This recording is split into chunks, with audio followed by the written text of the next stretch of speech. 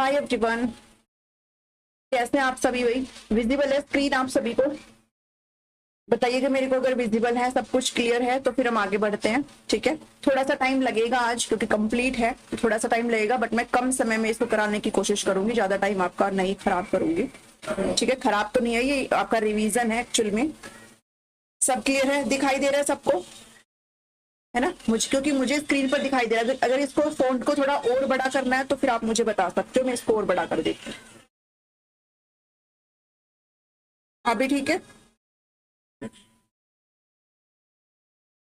ना? अब ठीक है, चलते हैं, स्टार्ट करते हैं। बहुत जल्दी जल्दी आगे बढ़ूंगी, ठीक है? तो ये मत कहना मैम थोड़ा धीरे चलो, बहुत जल्दी जल्दी। ठीक है, हाँ हो गया बड़ा, तो बहुत जल्दी जल्दी करेंगे। ठीक है, फटाफट से करेंगे क्योंकि सारे टॉपिक्स इंक्लूडेड है इसमें। और बस मतलब मेन जो हमें चीज करने लायक है ना, जो हमारा एंड में अभी बचा हुआ है, बिल्कुल मतलब बचा कुछ नहीं हुआ है, लेकिन जो मेन चीज है, ठीक है, वो करेंगे अभी। चलिए स्टार्ट करते हैं, बाद में बात करेंगे फिर। ठीक है, चलिए सभी को राधे राधे है, सभी को सत श्री अकाल है, सभी को गुड इवनिंग है, सभी को नमस्ते है। ठीक है, चलिए स्टार्ट करते भाई। पहला ही टॉपिक पिक किया है, मीनिंग ऑफ टीचिंग, शिक्षण का अर्थ क्या होता है। ठीक है, आज ये भाई फटाफट से आते रहेंगे सभी।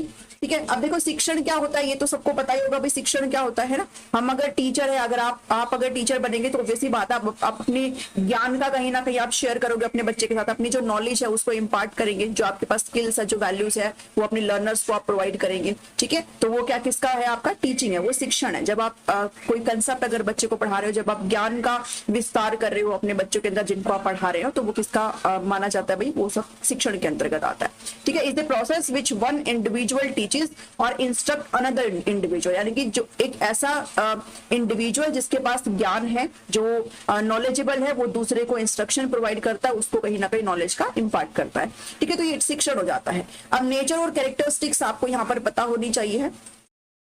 तो कुछ कैरेक्टरिस्टिक्स हैं इसके, जैसे भाई टीचिंग क्या है? एक इंटर प्रोसेस है। ठीक है, इंटर प्रोसेस का मतलब क्या है भाई? जब हम शिक्षण करते हैं तो हमारा एक जगह पर क्या टीचर होता है, और टीचर किसके साथ इंटरेक्शन करता है? स्टूडेंट्स के साथ इंटरेक्शन करता है ना। खाली टीचर तो पढ़ा नहीं सकता, अकेला खाली टीचर तो पढ़ा नहीं सकता, और खाली बच्चे भी नहीं पढ़ सकते। तो इन दोनों के बीच का ये इंटरेक्शन होता है, ये एक इंटर प्रोसेस है इन दोनों के बीच की। ठीक है, एक अंतर प्रक्रिया है इन दोनों के बीच में, जिसमें दोनों शामिल होते हैं।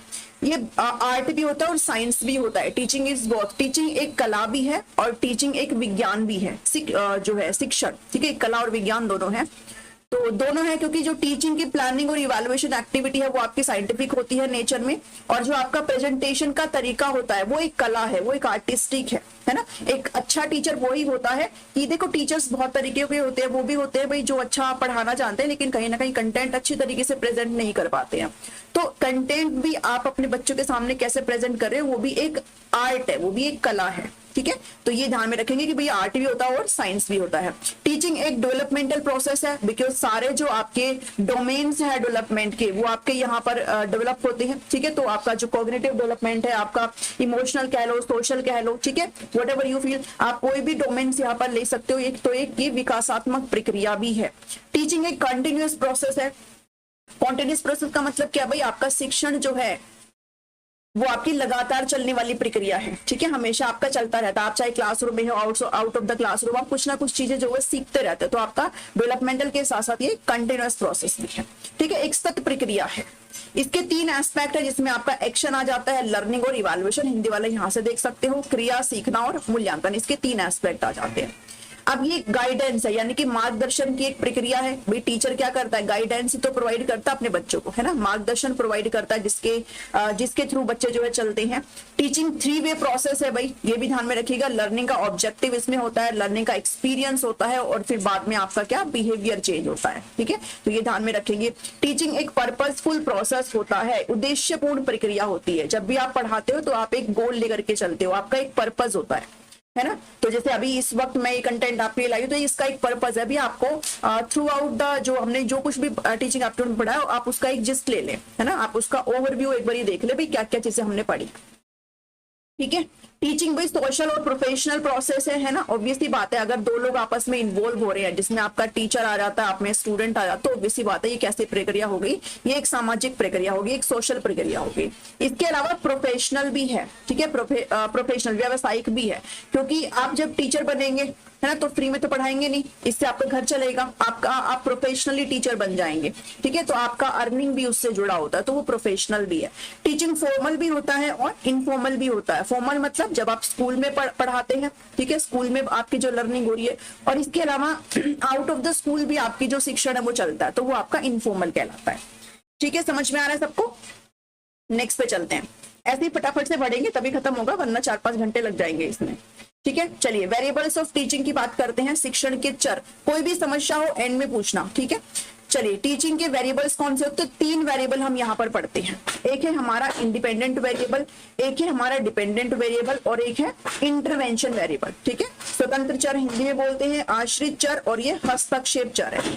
तो आपका जो टीचर है वो किस में आ जाता है? वो इंडिपेंडेंट वेरिएबल में आ जाता है। आपसे ऐसे ही पूछ लिया जाता है कि बताओ कौन सा जो वेरिएबल है वो इंडिपेंडेंट है, टीचर है, स्टूडेंट है, या फिर आपकी जो असेसमेंट या फिर वैल्यूएशन, कुछ भी दे देगा उसमें। तो आपको ध्यान में रखना, जो शिक्षक है वो इंडिपेंडेंट वेरिएबल होता है। It perform various functions to provide a learning experience. ठीक है, बहुत सारे सीखने का अनुभव प्रदान करने के लिए विभिन्न कार्य यहाँ पर टीचर करता है, तो वो इंडिपेंडेंट है, किसी के अंदर बंधा नहीं हुआ है। डिपेंडेंट वेरिएबल इसमें बच्चे आ जाता है, क्योंकि कहीं ना कहीं आप किस पर आश्रित हो, आपके बच्चे किस पर आश्रित है? आपके ऊपर आश्रित है। ठीक है, तो ये क्या है? ये आश्रित चर है, जिसके अंदर आपके बच्चे आ जाते हैं, आपके स्टूडेंट्स आ जाते हैं इसके अंदर। भाई जैसे टीचर प्लान करेगा, जो भी पढ़ाएगा वो सब बच्चा उसी को तो फॉलो करेगा, तो ये डिपेंडेंट वेरिएबल है। उसके बाद आता है इंटरवेंशन वेरिएबल, हस्तक्षेप चर। इसमें क्या आ जाता है? इसमें आपका कंटेंट आ जाता है, आपका टीचिंग मेथड्स आ जाते हैं, आपका आंकलन आ जाता है, टीचिंग की जो रणनीतियां है, शिक्षण की रणनीतियां, वो सब इसके अंदर आ जाती है। तो इंडिपेंडेंट टीचर हो गया, डिपेंडेंट बच्चे हो गए, स्टूडेंट हो गया, ठीक है, चिल्ड्रन हो गए, और इंटरवेंशन आपका, ये सारी चीजें हो गई है। ठीक है, ध्यान में रखेंगे इस चीज को। नेक्स्ट पे चलते हैं। चलिए, बेसिक रिक्वायरमेंट्स क्या होती है अब टीचिंग की? भाई शिक्षण के लिए क्या क्या चीजें जरूरी है? तो शिक्षण के लिए ऑब्वियसली बात है, टीचर की रिक्वायरमेंट है, शिक्षक नहीं होगा तो कौन ही पढ़ाएगा? ठीक है, अब शिक्षक तो है, अगर लर्नर नहीं होंगे तो आप किन को पढ़ाएंगे? दीवारों को तो पढ़ाएंगे नहीं, है ना। लर्नर की आवश्यकता होती है, सब्जेक्ट विषय की आवश्यकता होती है, और जिस एनवायरमेंट में आप पढ़ा रहे हैं वो भी बहुत इंपॉर्टेंट रोल यहाँ पर प्ले करता है। ठीक है, ऐसा नहीं है कि आप कहीं भी पढ़ाने लग जाते हो, एक एनवायरमेंट होता है, तो वो एनवायरमेंट भी मैटर करता है। ठीक है, तो ये रिक्वायरमेंट्स है टीचिंग की, आप ध्यान में रख लीजिएगा। अब बात करते हैं फेजेस ऑफ टीचिंग की, डिफरेंट फेजेस।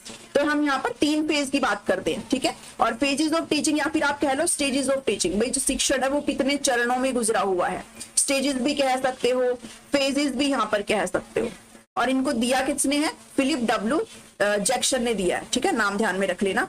तो 3 यहाँ पर हम पढ़ते हैं, 3 यहाँ पर हम स्टेजेस पढ़ते हैं, जिसमें हम पहला स्टेज पढ़ते हैं प्री एक्टिव स्टेज, दूसरा हम पढ़ते हैं इंटरएक्टिव स्टेज, और तीसरा हम पढ़ते हैं पोस्ट एक्टिव स्टेज। ठीक है, इसके अंदर आपकी प्लानिंग होती है। भाई आप क्या चीज, मतलब क्लासरूम में जाने से पहले जो टीचर प्रिपेयर करता है, क्लासरूम में जाकर के भाई मैं ये करूंगा, कुछ भी पढ़ा दूंगा तो मैं बाद में इवैल्यूएशन ऐसे करूंगा, मैं ये स्ट्रेटेजी अप्लाई करूंगा। तो वो जो प्लानिंग है ना, पूरा ये जो योजना है, वो आपकी प्री एक्टिव फेज में आती है। अभी एक्टिव नहीं है, अभी आप क्लासरूम में गए नहीं हो, क्लासरूम में जाने से पहले आप सारी जो प्लानिंग करेंगे वो प्री एक्टिव फेज में आती है। इंटरैक्टिव मतलब अब यहाँ पर इंटरेक्शन होगा, किसके बीच में? टीचर के बीच में और स्टूडेंट के बीच में। ठीक है, या फिर आप कह सकते हो कि क्लासरूम आ जाती है अब यहाँ पर। अब टीचर जो क्लासरूम में आ गया है, तो जो प्लानिंग यहाँ पर हुई है उसको इम्प्लीमेंट किया जाएगा इस इंटरैक्टिव फेज में। ठीक है, कि भी मान लो टीचर ने ये डिसाइड किया मुझे ये टॉपिक पढ़ाना है, मेरे बच्चों की ये लर्निंग गैप्स है, मुझे इनको फिलफिल करना है, उनकी ये पूर्व ज्ञान है, तो मुझे इनको ऐसे पढ़ाना है, इस एड का इस्तेमाल करना है, इस स्ट्रेटेजी का इस्तेमाल करना है। तो उस सबको इम्प्लीमेंट करने का काम इंटरैक्टिव फेज में किया जाएगा। इसको इम्प्लीमेंटेशन स्टेज बोलते हैं, यानी कि यहाँ पर जो आपने प्लान किया है उसको यहाँ पर लागू करेंगे, आप उसको यहाँ पर अप्लाई करेंगे।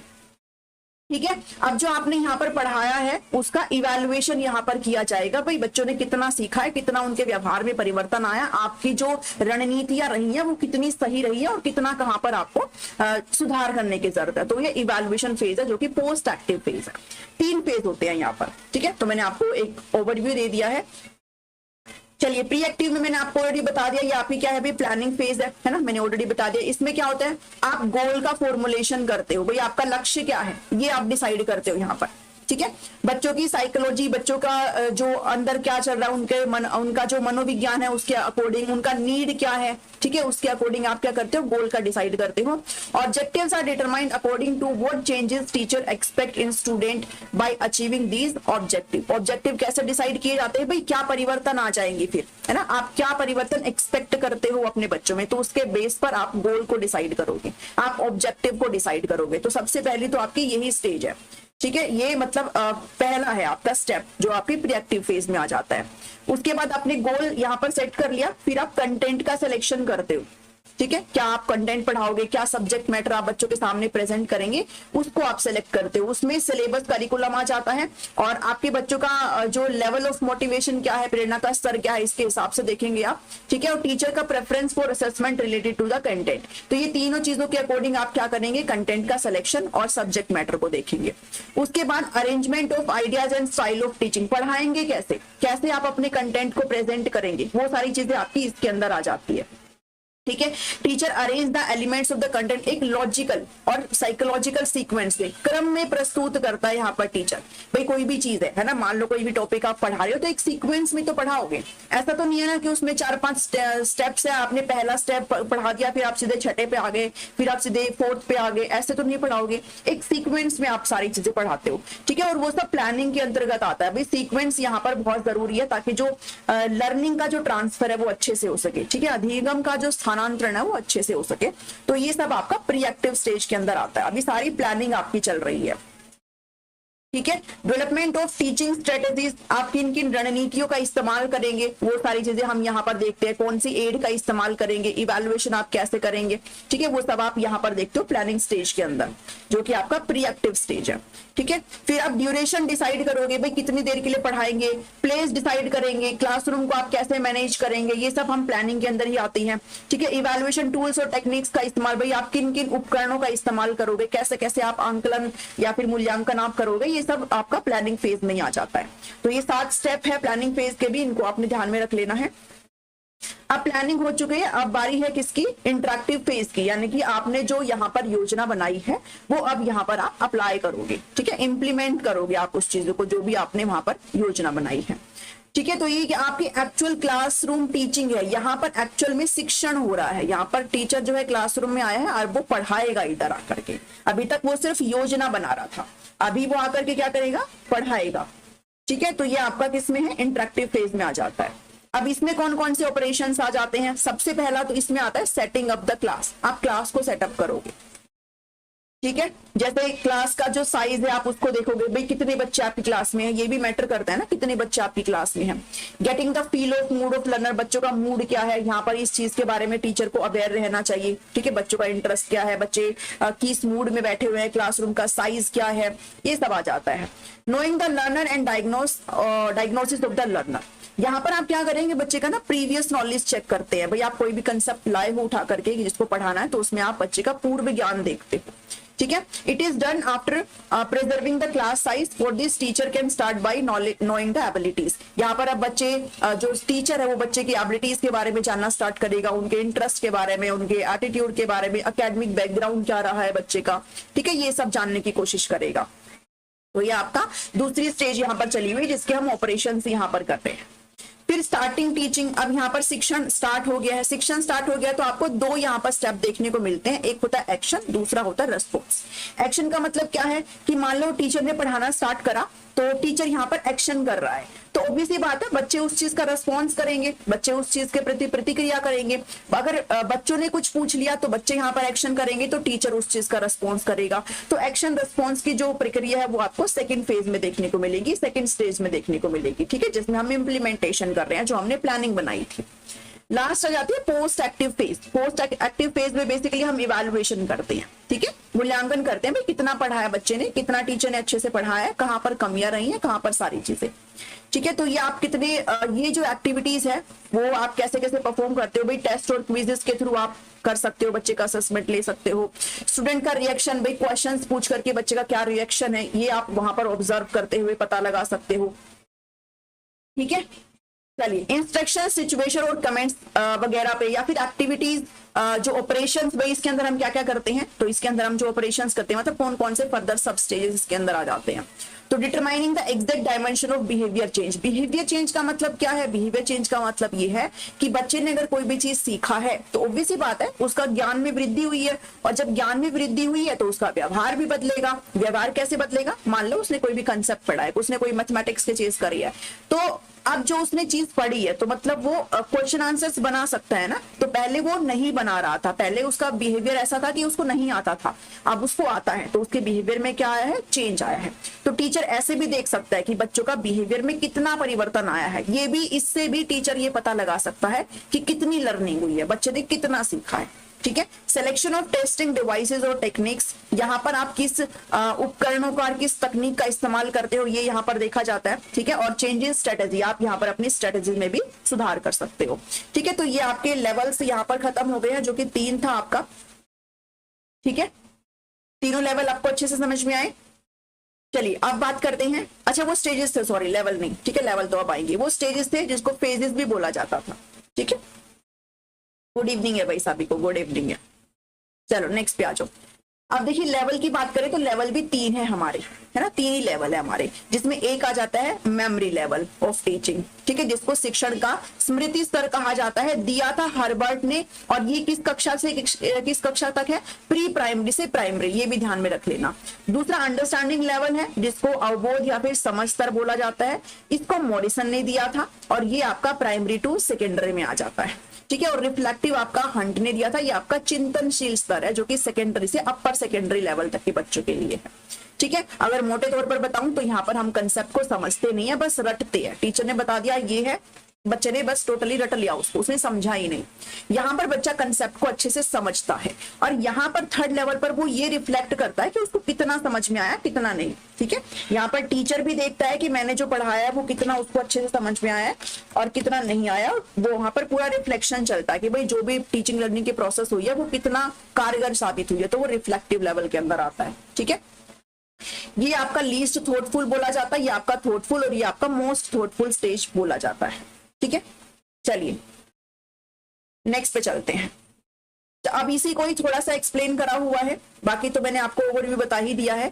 ये आपका थॉटलेस है, आप इसमें बिल्कुल भी थॉट नहीं रखते, क्योंकि हम यहाँ पर सारी चीजें रटते हैं, तो आपके नए थॉट, आपका नए आइडियाज तो यहाँ पर पनपते ही नहीं है मेमोरी लेवल में, क्योंकि हम मेमोराइज करते हैं सारी चीजों को।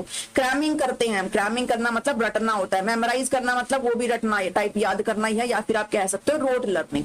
इन तीनों का मतलब याद करना ही होता है, कि हम फैक्ट्स को समझते नहीं है बल्कि क्या करते हैं, याद करते हैं। ठीक है, students learn to identify, recall करना या फिर ऑब्जेक्ट्स को रिमेंबर करते हैं, इवेंट को, आइडियाज को, और उनकी स्मृति में क्या कर लेते हैं भाई, धारण कर लेते हैं। समझते नहीं है, बस उनको रट लेते हैं। ठीक है, तो इसमें जो टीचर का रोल है वो प्राइमरी और एक्टिव होता है, जबकि बच्चे का रोल इसमें सेकेंडरी और पैसिव होता है। ये ध्यान में रख लेना, ये क्योंकि इसमें बच्चा बिल्कुल भी एक्टिव नहीं रहता, वो सिर्फ वही करता है जो टीचर ने बता दिया, तो इसलिए बच्चा इसमें सेकेंडरी पोजीशन पर है, बच्चा इसमें पैसिव है, और टीचर इसमें क्या है, प्राइमरी है, मुख्य भूमिका में है और सक्रिय भूमिका में है टीचर का रोल। ये आपकी टीचर सेंटर्ड लर्निंग है। ठीक है, नेक्स्ट जो आपकी है भाई, आपकी जो सेकंड है, जो इससे अच्छी वाली स्टेज है, वो है आपकी अंडरस्टैंडिंग लेवल ऑफ टीचिंग, जिसको यूएलटी बोला जाता है, जिसको मॉरिसन ने दिया था। और ये आपका थॉटफुल है, यहाँ पर विचार आते हैं, क्योंकि यहाँ पर बच्चा क्या करता है, यहाँ पर बच्चा फैक्ट्स को समझता है। ठीक है, कॉन्सेप्ट को समझता है। अब आपको ये ध्यान में रखना है कि तीनों ही एक दूसरे से रिलेटेड है, ये जितने भी लेवल है। मेमोरी लेवल बहुत जरूरी है इसके लिए, अंडरस्टैंडिंग लेवल के लिए। क्यों? क्योंकि भाई ऑब्वियसली बात है, मेमोरी लेवल में हम क्या करते हैं, अपनी मेमोरी में कंसेप्ट को धारण करते हैं ना, हम भले हम उसको रट रहे हैं लेकिन चाह तो रही है चीजें दिमाग में, तो वो क्या है भाई, मेमोरी लेवल इसकी एक प्री रिक्विजिट है, यानी कि आप कह सकते हो कि एक पूर्व शर्त है अंडरस्टैंडिंग लेवल के लिए। ठीक है, तो ये इंपॉर्टेंट है इस चीज के लिए। चलिए नेक्स्ट अगर बात करें तो हमने अभी डिस्कस करा कि भाई यहाँ पर तो हम अच्छे से समझते हैं चीजों को, परसीव करते हैं, उसके मीनिंग को समझते हैं, आइडिया क्या है उस कॉन्सेप्ट का, एक ओवरऑल क्या वो बोलने की कोशिश कर रहा है उसको ग्रैस्प करते हैं, और मीनिंग को समझने की कोशिश करते हैं। यानी कि ये फोकस करता है सब्जेक्ट की मास्टरी पर। अंडरस्टैंडिंग लेवल क्या फोकस करता है कि हमें सब्जेक्ट का कितना ज्ञान आ गया है, कितना हम उसके प्रति, हमें सब्जेक्ट के बारे में कितनी नॉलेज आ गई है। ठीक है, कितनी महारत हमने हासिल कर लिया। तो इसमें आपकी मेमोरी भी आ जाती है और आपका इनसाइट, यानी कि हम याद तो कर ही रहे हैं, साथ ही हमारे दिमाग में क्या चल रहा है वो सब दोनों चीजें इसमें आ जाती है। इसमें दोनों ही एक्टिव रोल में है भाई, जो टीचर भी है और स्टूडेंट भी है, दोनों एक्टिव रोल में है, दोनों ही इंटरेक्टिव है यहाँ पर, ठीक है। तभी तो सारी चीजें समझ पा रहा है बच्चा। अभी बच्चे को कोई भी समस्या होगी तो वो टीचर से पूछेगा, है ना, टीचर उसका सॉल्यूशन करेगा, तो दोनों ही एक्टिव रोल में है, ये ध्यान में रखेंगे। तो ये आपका सब्जेक्ट सेंटर्ड है, वो आपका टीचर सेंटर्ड था, ये आपका सब्जेक्ट सेंटर्ड है, ये ध्यान में रखना, ठीक है। विषय केंद्रित आधारित है भाई ये। नेक्स्ट पे बात करें तो इन्होंने, मॉरिसन ने जो है 5 स्टेप्स में अंडरस्टैंडिंग लेवल को डिवाइड किया है, जो कि हमने पीछे क्वेश्चंस भी करे हैं और ये मैंने आपको याद करने का तरीका भी बताया था, जिसमें मैंने आपके साथ डिस्कस किया था कि आप इसको ऐसे याद कर सकते हो, ईपी और AOR और, ऐसे आप, मैंने याद करा हुआ, आप भी ऐसे कर सकते हो, EPAOR। आप कोई भी यहाँ पर नाम इनको दे सकते हो, अपना खुद का कुछ भी बना सकते हो, खुद की कुछ भी नेमिंग कर सकते हो याद करने के लिए, ठीक है। तो एक्सप्लोरेशन E से होता है, P से प्रेजेंटेशन होता है, A से असिमिलेशन, O से ऑर्गेनाइजेशन और 5 से R से क्या होता है, रिसाइटेशन होता है, ठीक है। तो ये 5 स्टेप होते हैं जो कि अंडरस्टैंडिंग लेवल के अंदर आते हैं और एग्जाम में बहुत बार पूछे जाते हैं, ठीक है। तो एक्सप्लोरेशन का मतलब क्या है भाई, प्रीवियस नॉलेज चेक करना, कंटेंट को एनालाइज करना और पूर्व ज्ञान बच्चे का यहाँ पर जांचना, वो एक्सप्लोरेशन कहलाता है। प्रेजेंटेशन का मतलब आप कंटेंट किस हिसाब से प्रेजेंट कर रहे हो, कैसे प्रेजेंट कर रहे हो, क्या आप स्ट्रेटेजीज का इस्तेमाल कर रहे हो, कौन सी एड आप इस्तेमाल कर रहे हो, वो प्रेजेंटेशन के अंदर आता है। असिमिलेशन का मतलब क्या है कि बच्चे का जो पूर्व ज्ञान है और टीचर ने जो कंसेप्ट बच्चे के सामने प्रेजेंट कर दिया है, इन दोनों को बैलेंस करने का काम एसिमिलेशन क्या होता है। हमने पियाजे में भी पढ़ा है ना, एसिमिलेशन क्या होता है कि जो पूर्व ज्ञान है और जो नया ज्ञान है उन दोनों को मर्ज करना, ठीक है, वो एसिमिलेशन कहलाता है।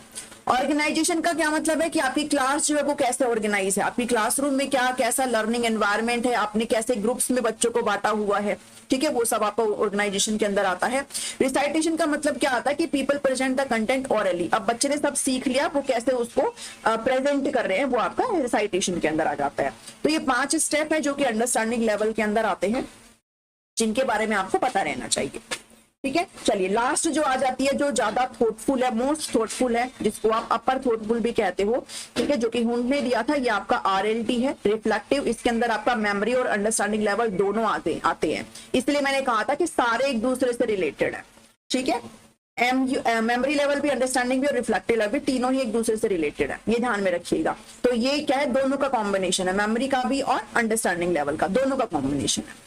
रिफ्लेक्टिव का मतलब क्या होता है, रिफ्लेक्टिव का मतलब ये होता है कि बच्चे ने कितना सीखा है ये टीचर रिफ्लेक्ट कर पाता है ना। बच्चा अगर कोई भी चीज पढ़ रहा है तो ऑब्वियस बात है, जब उसका टेस्ट वगैरह लेगा, कोई उसकी जानकारी हासिल करने की कोशिश करेगा, तो टीचर कहीं ना कहीं बच्चे के अंदर अपनी मेहनत को देख पाता है कि भाई मैंने जो पढ़ाया है वो कितना सही निकला है। अगर बच्चे को समझ में आया तो टीचर को पता चल जाता है कि हाँ मैंने सही से पढ़ा है, और अगर बच्चा अगर नहीं कर पा रहा है तो कहीं ना कहीं टीचर समझ जाता है कि मुझे कुछ और वे जो अप्लाई करने की जरूरत है, ठीक है। तो ये रिफ्लेक्टिव है, मतलब खुद के बारे में ही देख लेना, जैसे हम शीशे में खुद को देख लेते हैं ना, ऐसे आप इसको मान के चल सकते हो कि खुद के ज्ञान को ही रिफ्लेक्ट करना, भी हम कितना सही कर रहे हैं, कितना गलत, ठीक है। तो टीचर के लिए भी बहुत जरूरी है और स्टूडेंट के लिए भी बहुत जरूरी है, ठीक है। तो ये आपका रिफ्लेक्टिव है, इसलिए इसको मोस्ट थॉटफुल बोला जाता है। ये प्रॉब्लम सेंटर्ड अप्रोच है भाई, ये प्रॉब्लम सेंटर्ड अप्रोच है, ठीक है, ये ध्यान में रखेंगे। समस्या केंद्रित दृष्टिकोण है। स्टूडेंट जो है यहाँ पर एक्टिव है, प्राइमरी है, जबकि टीचर यहाँ पर सेकेंडरी है। सारा काम यहाँ पर बच्चे कर रहे हैं, ठीक है। ऐसे टाइप टेस्ट की हेल्प से आप यहाँ पर बच्चे का जो इवैल्यूएशन है वो कर सकते हो। और teaching at this level is not teacher centred और सब्जेक्ट सेंटर्ड, बल्कि क्या है, लर्नर सेंटर्ड है, ठीक है, ये ध्यान में रखेंगे भाई। शिक्षार्थी केंद्रित है सारी चीजें। समझ में आ रहा है चीजों को, सबको समझ में आ रहा है? कमेंट्स नहीं दिखाई दे रहे मुझे, कमेंट्स कर नहीं रहे हो या फिर आ नहीं रहे हैं?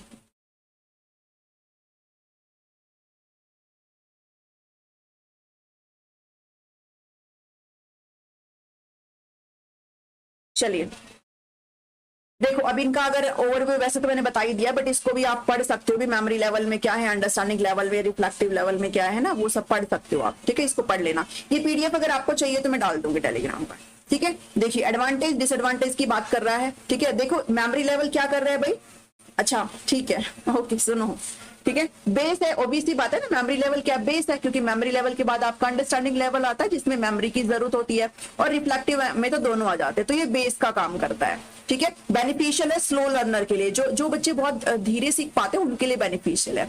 नए कंसेप्ट को सीखने के लिए हेल्पफुल रहता है ये, ठीक है। हाँ जी सुनिए, बस बहुत अच्छी बात है। डिसएडवांटेज क्या है, इसमें हम क्या करते हैं भाई, हमने रट तो लिया लेकिन एक टाइम आएगा ना जिसमें हम भूल भी जाएंगे, है ना भाई, हमने रट लिया, लेकिन अब जब तक हम उसको कंटिन्यूटी में नहीं रखेंगे, बार बार उसको नहीं दोहराएंगे तो हम उसको भूल जाते हैं, है ना। जैसे आपने अभी जो पढ़ा है, अगर आप अब पेपर दे लेंगे तो आप नहीं पढ़ेंगे इस चीज को, कौन पढ़ेगा इस चीज को, नहीं पढ़ेंगे, तो 1-2 महीने के बाद आपके दिमाग से ये सब निकल जाएगा, तो आपका जो लॉस हो जाता है इन्फॉर्मेशन का, ठीक है। टीचर का डोमिनेंस है इसमें, और इंटरेक्शन नहीं है बिल्कुल भी, बहुत कम है, क्योंकि टीचर ने जो बता दिया बच्चा वो ही करता है।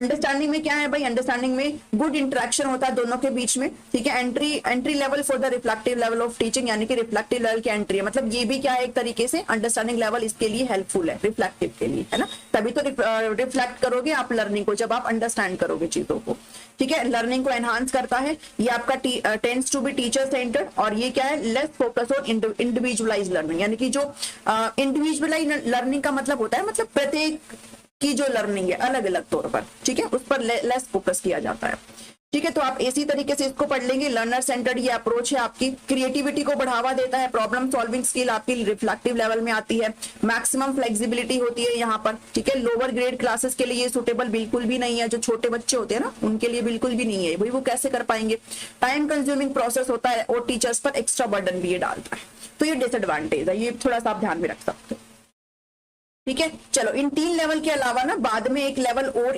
ऐड किया गया है, जिसको ऑटोनोमस डेवलपमेंट यहाँ पर बोला गया है, ठीक है, स्वायत्त विकास इसको बोला गया, जो कि मॉरिस एल बिगी के द्वारा 1976 में लाया गया है, और ये जो है वो आपका सबसे फर्स्ट नंबर पर लाया गया है, यानी कि ऑटोनोमस पर, फिर आपका मेमोरी आ जाता है, उसके बाद आपका अंडरस्टैंडिंग आ जाता है, और फिर आपका रिफ्लेक्टिव आ जाता है, ठीक है। तो ये पहले 3 थे, लेकिन अभी इसको भी ऐड कर लिया गया है, तो ये थोड़ा ध्यान में रख लेना।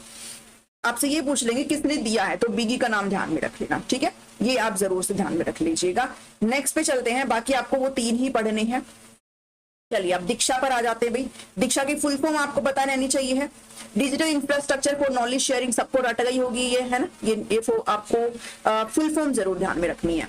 इनिशिएटिव किसका भाई, एनसीईआरटी का है, ठीक है, एनसीईआरटी का है ये इनिशिएटिव, और किसके द्वारा लॉन्च किया गया है, एमएचआरडी के द्वारा 5 सितंबर 2017 में, और एमएचआरडी को अब तो एमओई कर दिया गया है, मिनिस्ट्री ऑफ एजुकेशन कर दिया गया है, डेट ध्यान में रख लेना, 5 सितंबर 2017 को इसको लॉन्च किया गया है, ठीक है। चलिए इसकी टैगलाइन ध्यान में रख लेना भाई, दीक्षा की टैगलाइन क्या है ना, national digital infrastructure for our teachers, ये इसकी टैगलाइन है, ये ध्यान में रख लेना। इंपॉर्टेंट फैक्ट्स की अगर बात करें तो यहाँ पर आप क्या क्या कर सकते हो, तो यहाँ पर आप स्टडी मटेरियल को डाउनलोड कर सकते हो इससे, जैसे टेक्स्ट बुक हो गया, इंपॉर्टेंट नोट्स हो गए, क्वेश्चन बैंक्स हो गया, इन सभी को आप डाउनलोड कर सकते हो। और इस पोर्टल पर ना ये सभी के लिए है, स्टूडेंट के लिए भी है, और इसके साथ साथ ना टीचर्स के लिए भी है। ये टीचर्स की ट्रेनिंग यहाँ पर आप जो है करवाई जाती है, teachers can get training offline भी और ऑनलाइन, दोनों तरीके से टीचर्स के लिए ट्रेनिंग होता है ये, ठीक है। चलिए, reading material is available on this portal, अब यहाँ पर पढ़ने के लिए आपको सामग्री अवेलेबल होती है। इसके साथ साथ दीक्षा पोर्टल में सारे सब्जेक्ट्स मटेरियल कहाँ से कहाँ तक है, क्लास 1 से और पोस्ट ग्रेजुएशन तक आपको यहाँ पर कंटेंट मिल जाता है, ठीक है। तो बेसिक जो फैक्चुअल चीजें हैं वो आपको इनके बारे में पता रहनी चाहिए। चलिए, और क्या क्या इसमें, एनसीईआरटी टेक्स्ट बुक आपको मिल जाएंगी रेगुलर स्कूल करिकुलम की, इस पोर्टल पर आपको अवेलेबल, आप पीडीएफ फॉर्मेट में आप यहाँ से ले सकते हो, ठीक है। टीचर के लिए भी, स्टूडेंट भी, पेरेंट्स भी, यहाँ पर लर्निंग प्लेटफॉर्म सबके लिए है, कोई भी इसको अवेल कर सकता है, और 18 भाषाओं में आपको ये देखने को मिलेगी, जिनमें ये सारी आपकी लैंग्वेज है जो आप देख पा रहे हो, सब 18 भाषाएं आपको मिल जाएंगी। और आपको ई कंटेंट मिल जाता है, क्यूआर कोड बेस्ड बुक्स आपको मिल जाती है 1 से 12th क्लास तक की, ठीक है। 1 नेशन 1 प्लेटफॉर्म के तहत आपको ये सारी चीजें यहाँ पर मिल जाती है, ई कंटेंट और क्यूआर कोड बेस्ड बुक्स यहाँ पर आपको मिल जाती है, ठीक है। चलिए नेक्स्ट पे आ जाता है।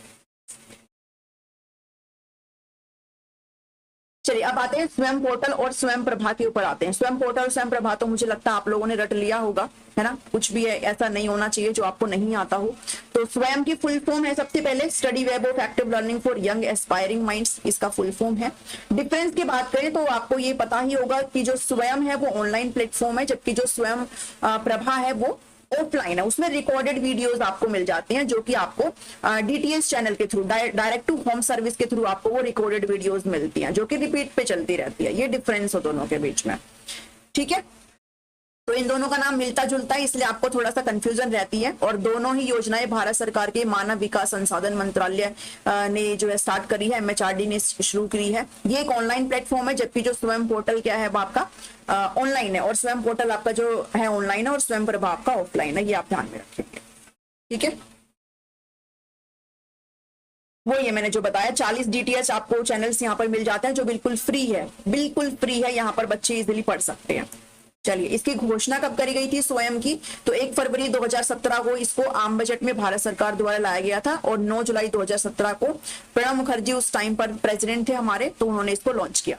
ठीक है, स्वयं जो ऑनलाइन एजुकेशन पोर्टल, अच्छा वही बात है जो मैंने यहाँ पर हिंदी में बताई है। स्वयं एक ऐसा प्लेटफॉर्म है जहाँ 24 घंटे सप्ताह के 7 दिन, जहाँ कोई भी विद्यार्थी पढ़ाई कर सकता है। सभी विद्यार्थियों के लिए 9वीं कक्षा से लेकर पोस्ट ग्रेजुएशन तक, ये ध्यान में रखना, 9th से पोस्ट ग्रेजुएशन, ये क्वेश्चन भी पूछा गया है, 9th से पोस्ट ग्रेजुएशन तक के लिए। ठीक है, सबको यहाँ पर मुफ्त जो शिक्षा वो अवेलेबल हो जाती है। ठीक है, चलिए अब 4 क्वाड्रेंट की बात करते हैं। आप सभी को पता रहना भाई चाहिए भी, जो स्वयं है वो 4 क्वाड्रेंट में डील करता है, जिसमें आपका क्वाड्रेंट 1 में ई ट्यूटोरियल आ जाता है, क्वाड्रेंट 2 में ई कंटेंट आपको मिल जाएगा, और क्वाड्रेंट 3 में डिस्कशन फॉर्म मिल जाता है, और क्वाड्रेंट 4 में हम असेसमेंट की बात करते हैं, यानी कि असेसमेंट भी आपका लिया जाएगा इधर। ठीक है, चलिए प्रभा के चैनल बोल दीजिए प्लीज, याद हो जाएंगे ऐसे पढ़ के, याद नहीं? हाँ आएंगे ना, अभी आगे आएंगे, अभी आएंगे, अभी 10 के 10 चैनल बता देंगे। ठीक है, रिवाइज करवाएंगे, सारी चीज रिवाइज करवाएंगे। तो आपको ये भाई ये जो क्वाड्रेंट है ना, ये प्लीज बहुत अच्छे से याद करके जाना इसको। ठीक है, कौन कौन से कोर्सेज अवेलेबल हैं? तो सब सारी कोर्सेज अवेलेबल है, इंजीनियरिंग के है, साइंस के है, ह्यूमैनिटीज के है, language, commerce, management, library, education, सारे कोर्सेज आपको यहाँ पर मिल जाते हैं। ठीक है, और स्वयं जो पोर्टल है वो आपका तीन आधारभूत सिद्धांतों के ऊपर बेस्ड है। ये भी मैंने बहुत बार आपके साथ करवाया है, जब हम एनईपी पढ़ते हैं, एनईपी में भी 3 आते हैं। ठीक है, एनईपी में तो 5 है टोटल, एनईपी 5 पिलर्स पर डिपेंड करती है ना। ठीक है, चलिए इसके अलावा जो पहले 3 है वो आप स्वयं के अंदर भी देख सकते हो, एक्सेस, इक्विटी, क्वालिटी। ठीक है, और चौथा आपका अकाउंटेबिलिटी, और 5वां आपका अफोर्डेबिलिटी है, जो किसके अंदर आ जाता है? वो एनईपी में आ जाता है, वो एनईपी में है। जबकि आप स्वयं की बात करें तो ये 3 ही आपको यहाँ पर देखने को मिलेंगे, तो ये भी आपने ध्यान में रख लेना है। फिर बात आती है नेशनल कोऑर्डिनेटर की, तो 9 नेशनल कोऑर्डिनेटर है भाई, जो यहाँ पर आपको कंटेंट देते हैं। ठीक है, और क्या क्या देते हैं ये आप पढ़ सकते हो, जैसे AICTE है, फुल फॉर्म ध्यान में रख लेना, all India council for technical education. ठीक है, full self placed and international courses के लिए यहाँ पर ये बात करते हैं। NPTEL है, फुल फॉर्म देख लीजिएगा, इंजीनियरिंग से रिलेटेड देता है। UGC है, यूनिवर्सिटी ग्रांट कमीशन, ये non technical post graduation education की बात करता है। ठीक है, ये जो है सारे इनसे रिलेटेड कोर्स आपको प्रोवाइड करते हैं। ठीक है, UGC हो गया। फिर CEC है, अंडर ग्रेजुएट एजुकेशन के लिए है। ठीक है, फुल फॉर्म ध्यान में रख लेना। NCERT है, स्कूल एजुकेशन के लिए है। NIOS है, फॉर स्कूल एजुकेशन है। ठीक है, ध्यान में रख लीजिएगा। चलिए, इग्नू है, फिर यहाँ पर आउट ऑफ स्कूल स्टूडेंट्स है, इग्नू ओपन में होती है ना ये, तो ये ओपन की बात कर रहा है। उसके बाद Indian institute of management Bangalore है, तो मैनेजमेंट स्टडी की बात कर रहा है। NITTTR है, तो ये टीचर ट्रेनिंग प्रोग्राम की बात कर रहा है। तो आपसे ऑप्शन में ऐसे भी दे देगा भाई, आपको ये इधर की साइड आपको कोऑर्डिनेटर दे देंगे, और इधर की साइड भाई किस किस विषय में ये डील करते हैं वो दे देंगे। तो आपको मैचिंग भी करना आना चाहिए, तो आपको अगर ये पता है तो मैचिंग आप आराम से यहाँ पर कर देंगे। ठीक है, स्वयं प्रभा की बात करें तो ये आपका सेम है ना, 40 DTH चैनल है, जो आपके घर डायरेक्ट टू होम, जैसे टेलीविजन में आपको सीरियल्स वगैरह देखने को मिलते हैं, ऐसे आपके घर में आपके जो प्रोग्राम्स है ये चलते रहते हैं 24 आवर्स ये चलते रहते हैं, बिल्कुल नहीं रुकते हैं, ना थकते हैं। तो इसको भी 9 जुलाई 2017 को गुरु पूर्णिमा के अवसर पर प्रणब मुखर्जी जो उस टाइम पर राष्ट्रपति थे, उन्होंने इसको लाया था। और ये इनिशिएटिव है किसका भाई? मिनिस्ट्री ऑफ एजुकेशन का इनिशिएटिव है। ठीक है, और किस सैटेलाइट के थ्रू है? तो ये आपको ध्यान में रखना है ना, GSAT-15 सैटेलाइट के थ्रू ये सारे प्रोग्राम आपको डिलीवर करे जाते हैं। ठीक है, each day there is a new content delivery for at least 4 hours. 4 घंटे के लिए नए कंटेंट की डिलीवरी होती है, जिसको 5 बार कम से कम क्या किया जाता है? Through out the day repeat किया जाता है। रिपीट क्यों करा जाता है? कि मान लो एक टाइम पर बच्चा अवेलेबल नहीं है, तो वो किसी भाई 5 टाइम में से कभी तो अवेलेबल होगा, तो वो उसमें देख सकता है उस चीज को। ठीक है, चलिए DTH चैनल अब किससे लिंक्ड है ये भी ध्यान में रख सकते हो, आप रख सकते हो, नहीं रखना ही है। बाइसेक का नाम आपने सुना होगा, जब मैंने क्वेश्चन कराए थे तो भी ये क्वेश्चन बहुत बार लाई थी मैं आपके लिए। बाइसेक, ठीक है, बाइसेक गांधीनगर, और बाइसेक का फुल फॉर्म भी आपको पता रहना चाहिए, Bhaskaracharya institute for space application and geo informatics. ठीक है, जियो इन्फॉर्मेटिक्स। इसके अलावा आपको ये जो वेब पोर्टल है स्वयं प्रभा का, वो किसके द्वारा मेंटेन है? तो इनफ्लिबनेट के द्वारा मेंटेन है, और इसकी एक बारी फुल फॉर्म भी आप देख लो।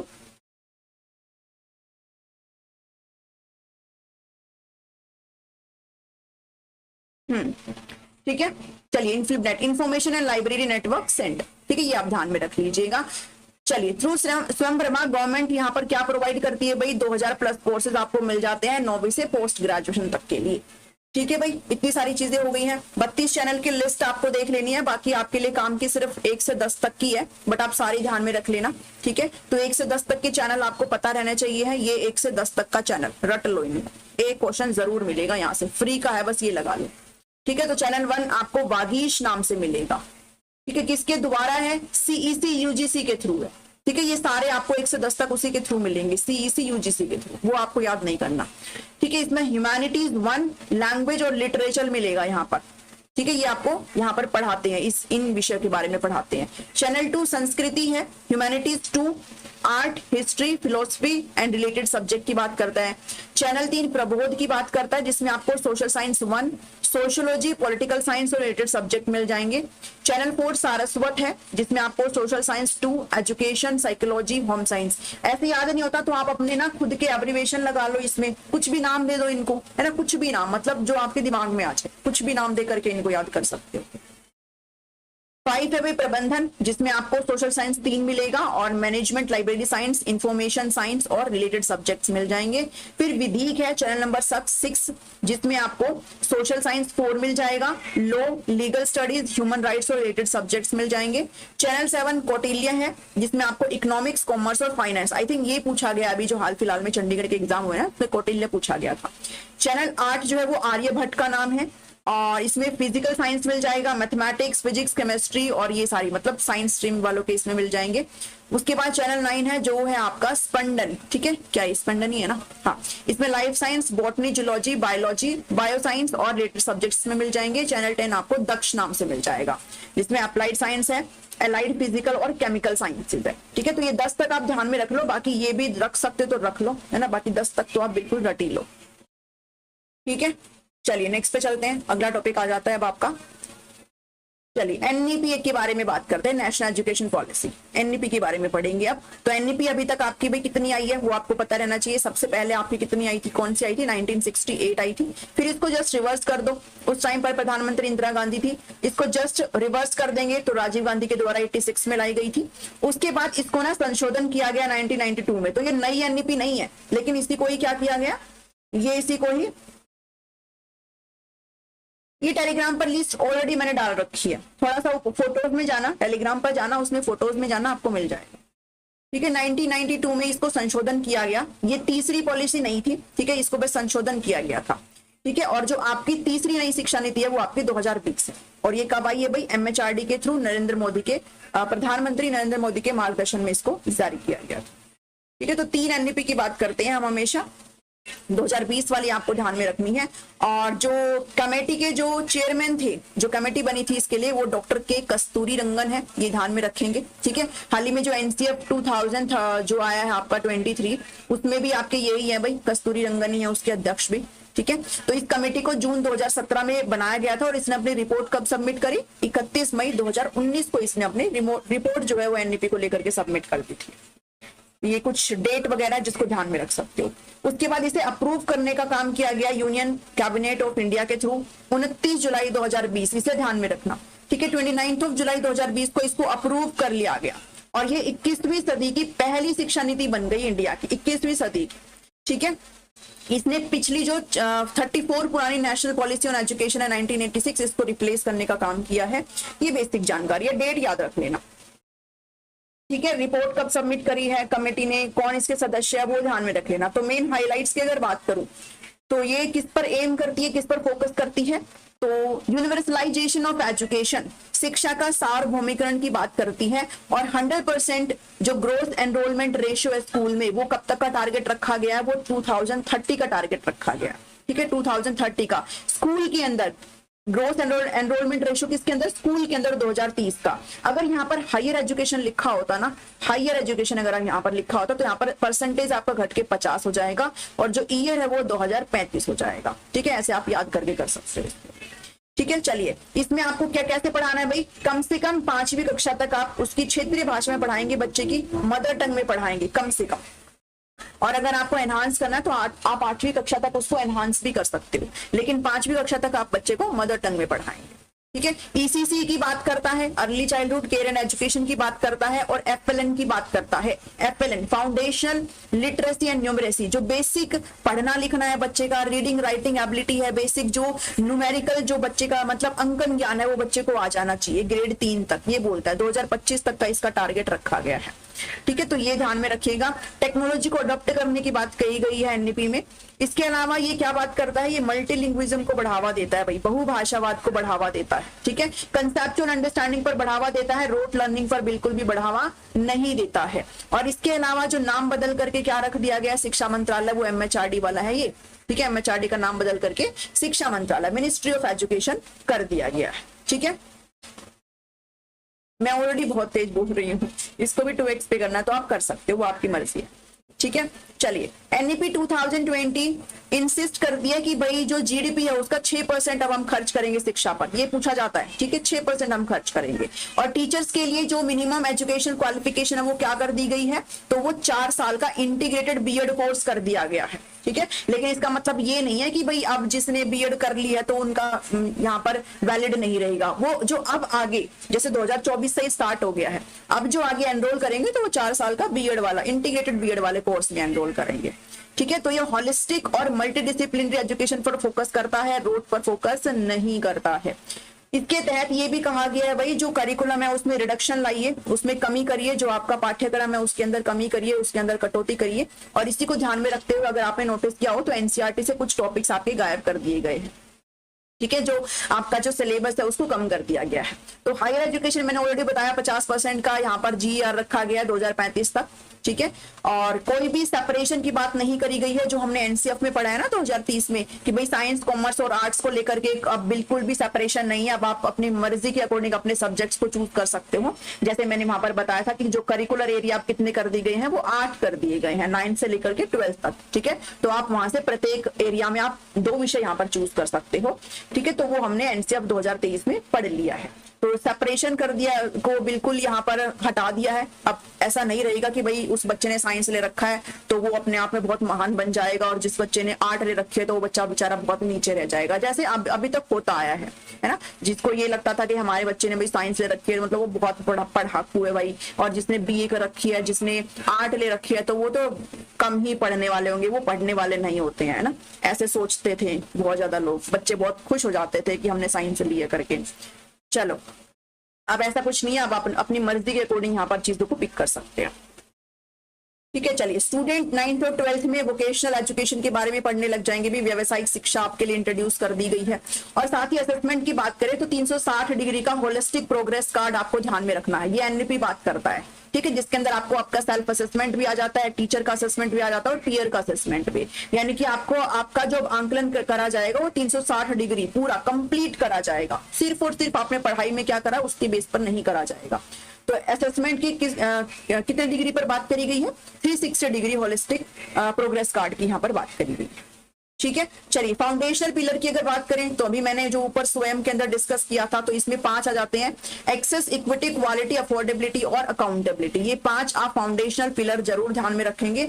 उसके अलावा एक असेसमेंट बॉडी यहाँ पर निर्धारित करी गई है, एक आंकलन की बॉडी यहाँ पर बनाई गई है जिसका नाम परख है, और परख की फुल फॉर्म आपको पता रहनी चाहिए है performance assessment review and analysis of knowledge for holistic development.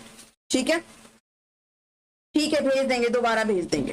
ठीक है, भेज देंगे, दोबारा भेज देंगे। क्लास हाँ 6 से ही होती है भाई, वो जो आपका मिडिल स्टेज है ना एनईपी के अंदर, आगे भी आ जाएगा वो जो आपकी मिडिल स्टेज है ना, जो 6ठी से 8वीं तक की है, यहाँ से आपकी वोकेशनल एजुकेशन स्टार्ट हो जाती है। कंप्यूटर का ज्ञान यहाँ पर स्टार्ट हो जाएगा और वोकेशनल एजुकेशन यहाँ पर स्टार्ट हो जाएगी।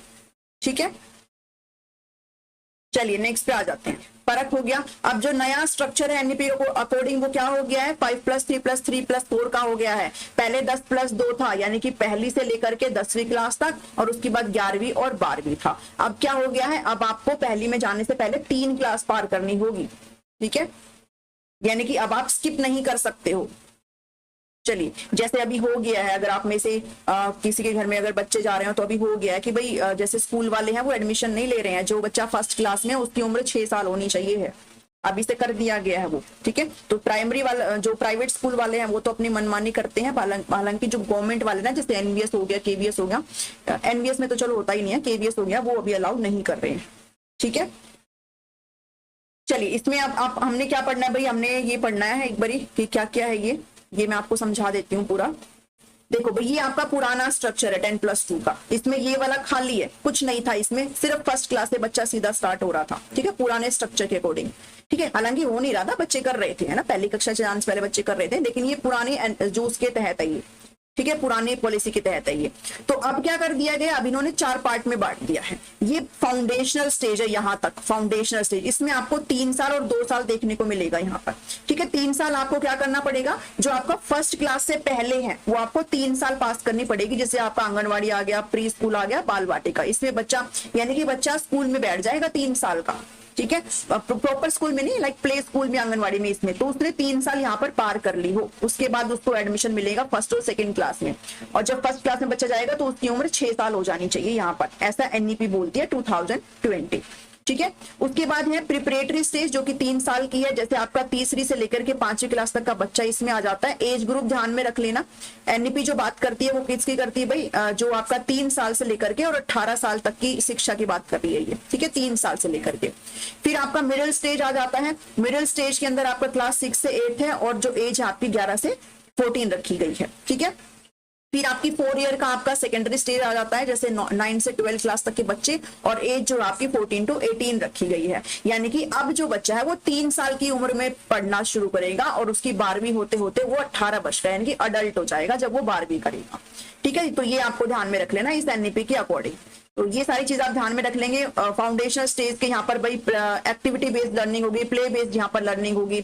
जो आपकी प्रिपरेटरी स्टेज है, जो आपका तीसरी से 5वीं कक्षा तक के बच्चे, उसमें खेल आधारित होगा, ठीक है, डिस्कवरी आधारित होगा, सारी चीजें यहाँ पर एक्टिविटी बेस्ड होगा, ठीक है, इंटरेक्टिव होगी, क्लासरूम बच्चा खुद से करके देखेगा यहाँ पर।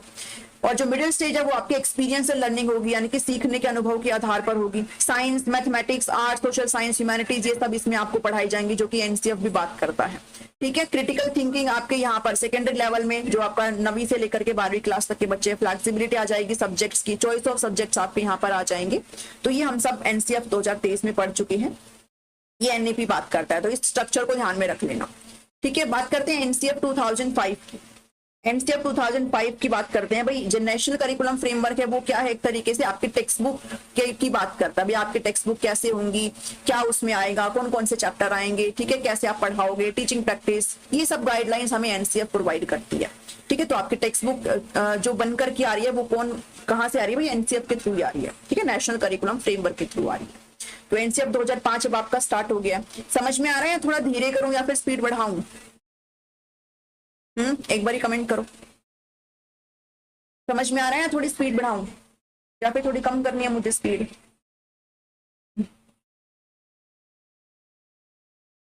मैम अगर हम कोई क्वेश्चन नहीं अटेम्प्ट कीते, क्या है ये? नहीं, ऐसा नहीं है, मार्क्स नहीं कटेगा, ठीक है।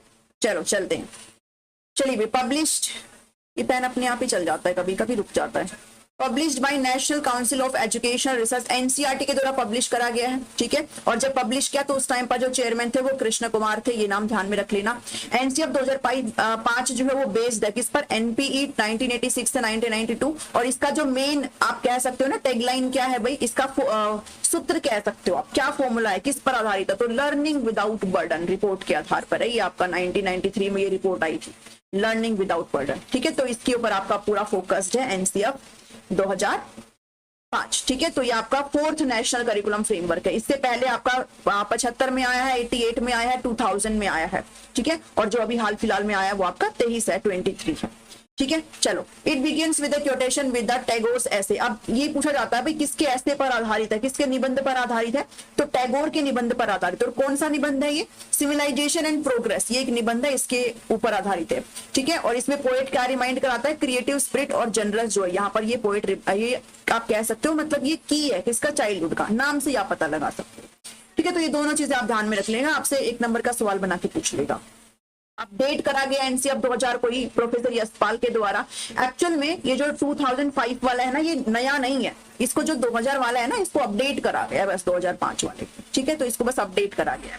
तो जो प्रीवियस एनसीएफ है वो बिहेवियरिस्ट साइकोलॉजी पर बेस्ड है, लेकिन जो 2005 वाला करिकुलम है वो कंस्ट्रक्टिविस्ट थ्योरी पर बेस्ड है। ये भी आपसे पूछा जाता है कि पहले वाले बिहेवियरिस्ट है, व्यवहारवादी जो मनोविज्ञान है उस पर बेस्ड है, लेकिन अब की वाला क्या है भाई, ये आपका कंस्ट्रक्टिविस्ट थ्योरी पर बेस्ड है, ठीक है, संरचनावाद पर ये आपका बेस्ड है।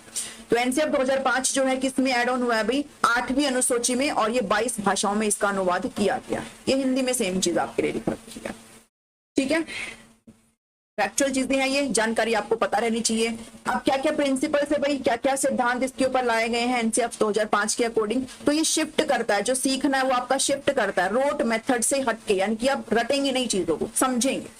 नॉलेज को कनेक्ट करता है लाइफ आउटसाइड द स्कूल, ये जो मैंने लिखा हुआ है ना, shift away from rote method, life outside the school, ये एज इट इज आपको ऑप्शन में उठ करके आएंगे, एज इट इज, बिल्कुल बिना किसी मॉडिफिकेशन के, ठीक है। तो आप जो है भाई, आपका लर्निंग जो नॉलेज है, जो ज्ञान है, वो आउटसाइड द स्कूल से भी कनेक्ट किया है, सिर्फ आप स्कूल में नहीं पढ़ेंगे, स्कूल से बाहर भी आपकी नॉलेज होगी, ठीक है। Enriching the curriculum so that is go, कहां पर, बियॉन्ड टेक्स्ट बुक।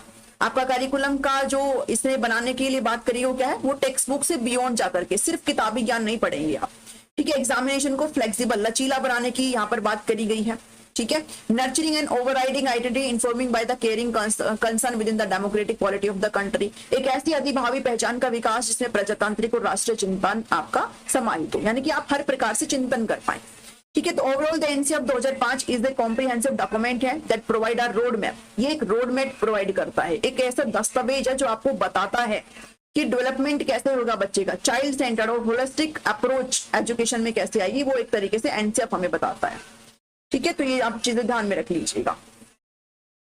नेक्स्ट भी बात करें भाई, तो इसमें 5 चैप्टर आपको दिए गए हैं। एनसीएफ जब आप एनसीईआरटी पर देखते हो तो आपको काफी पेजेस मिल जाते हैं, तो इन सभी पेजेस के अंदर आपको 5 चैप्टर देखने को मिलेंगे, ठीक है, जिसमें एक आपका पर्सपेक्टिव है, दूसरा लर्निंग एंड नॉलेज है, तीसरा करिकुलम एरिया, स्कूल कंडीशन और असेसमेंट की बात करी गई है, 4th चैप्टर में स्कूल और क्लासरूम एनवायरमेंट की बात करी गई है, और 5वें में सिस्टमैटिक रिफॉर्म की बात करी गई है, ठीक है। तो ये आप हिंदी में भी देख सकते हो यहाँ पर कि कितने चैप्टर की बात करता है एनसीएफ, 5 चैप्टर यहाँ पर इंक्लूडेड है, क्योंकि आप सभी को पता है जब ये डॉक्यूमेंट्स आते हैं तो बहुत सारे पेजेस के आते हैं, अब इतने सारे पेजेस, जैसे आपका एनसीएफ आया वो आई थिंक 620 प्लस पेजेस का आया है, तो अब ऐसा तो है नहीं भाई हर एक बच्चा उठ के 628 पेज पढ़ लेगा, 625 जितने भी पेज है वो पढ़ लेगा, है ना। तो निचोड़ यहाँ पर आपके लिए लेकर के आते हैं।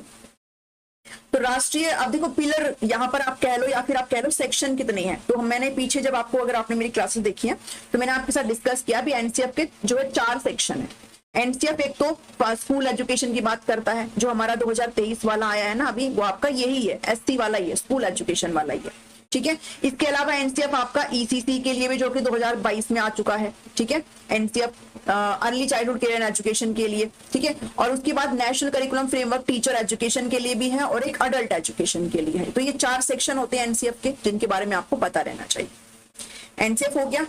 मैंने यहाँ पर 23 मर्ज नहीं किया क्योंकि वो मैंने कुछ दिन पहले ही कराया था, ठीक है, तो वो आपको ध्यान होगा। तो इंक्लूसिव एजुकेशन की बात करते हैं भाई, अब समावेशी शिक्षा की बात करते हैं।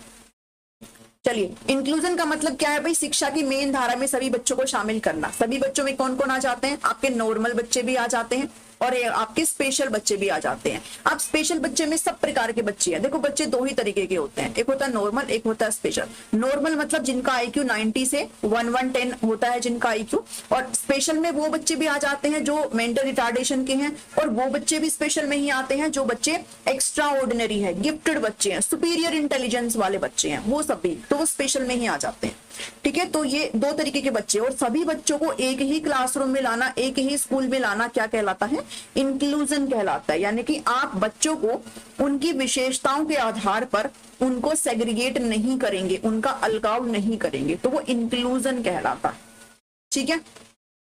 चलिए, all types of students include, अब यहाँ पर किन किन बच्चों की यहाँ पर बात करी गई है, अगर उन बच्चों का क्या क्या डिफरेंट हो, जैसे मान लो लैंग्वेज अलग हो हर बच्चे का, है ना, जैसे मान लो लैंग्वेज अलग हो यहाँ पर, या फिर आप कह सकते हो भाई उनकी जाति धर्म अलग हो, तो इसके ऊपर आप भेदभाव नहीं करेंगे। अगर कोई गिफ्टेड बच्चा है तो ऐसा नहीं करेंगे भाई उसके लिए कुछ एक्स्ट्रा चीजें आपने चला दी, भाई उसको अलग बैठा दिया, उसके लिए अलग टीचर ले आए, उसके लिए सब कुछ अलग चल रहा है, ऐसा नहीं करेंगे।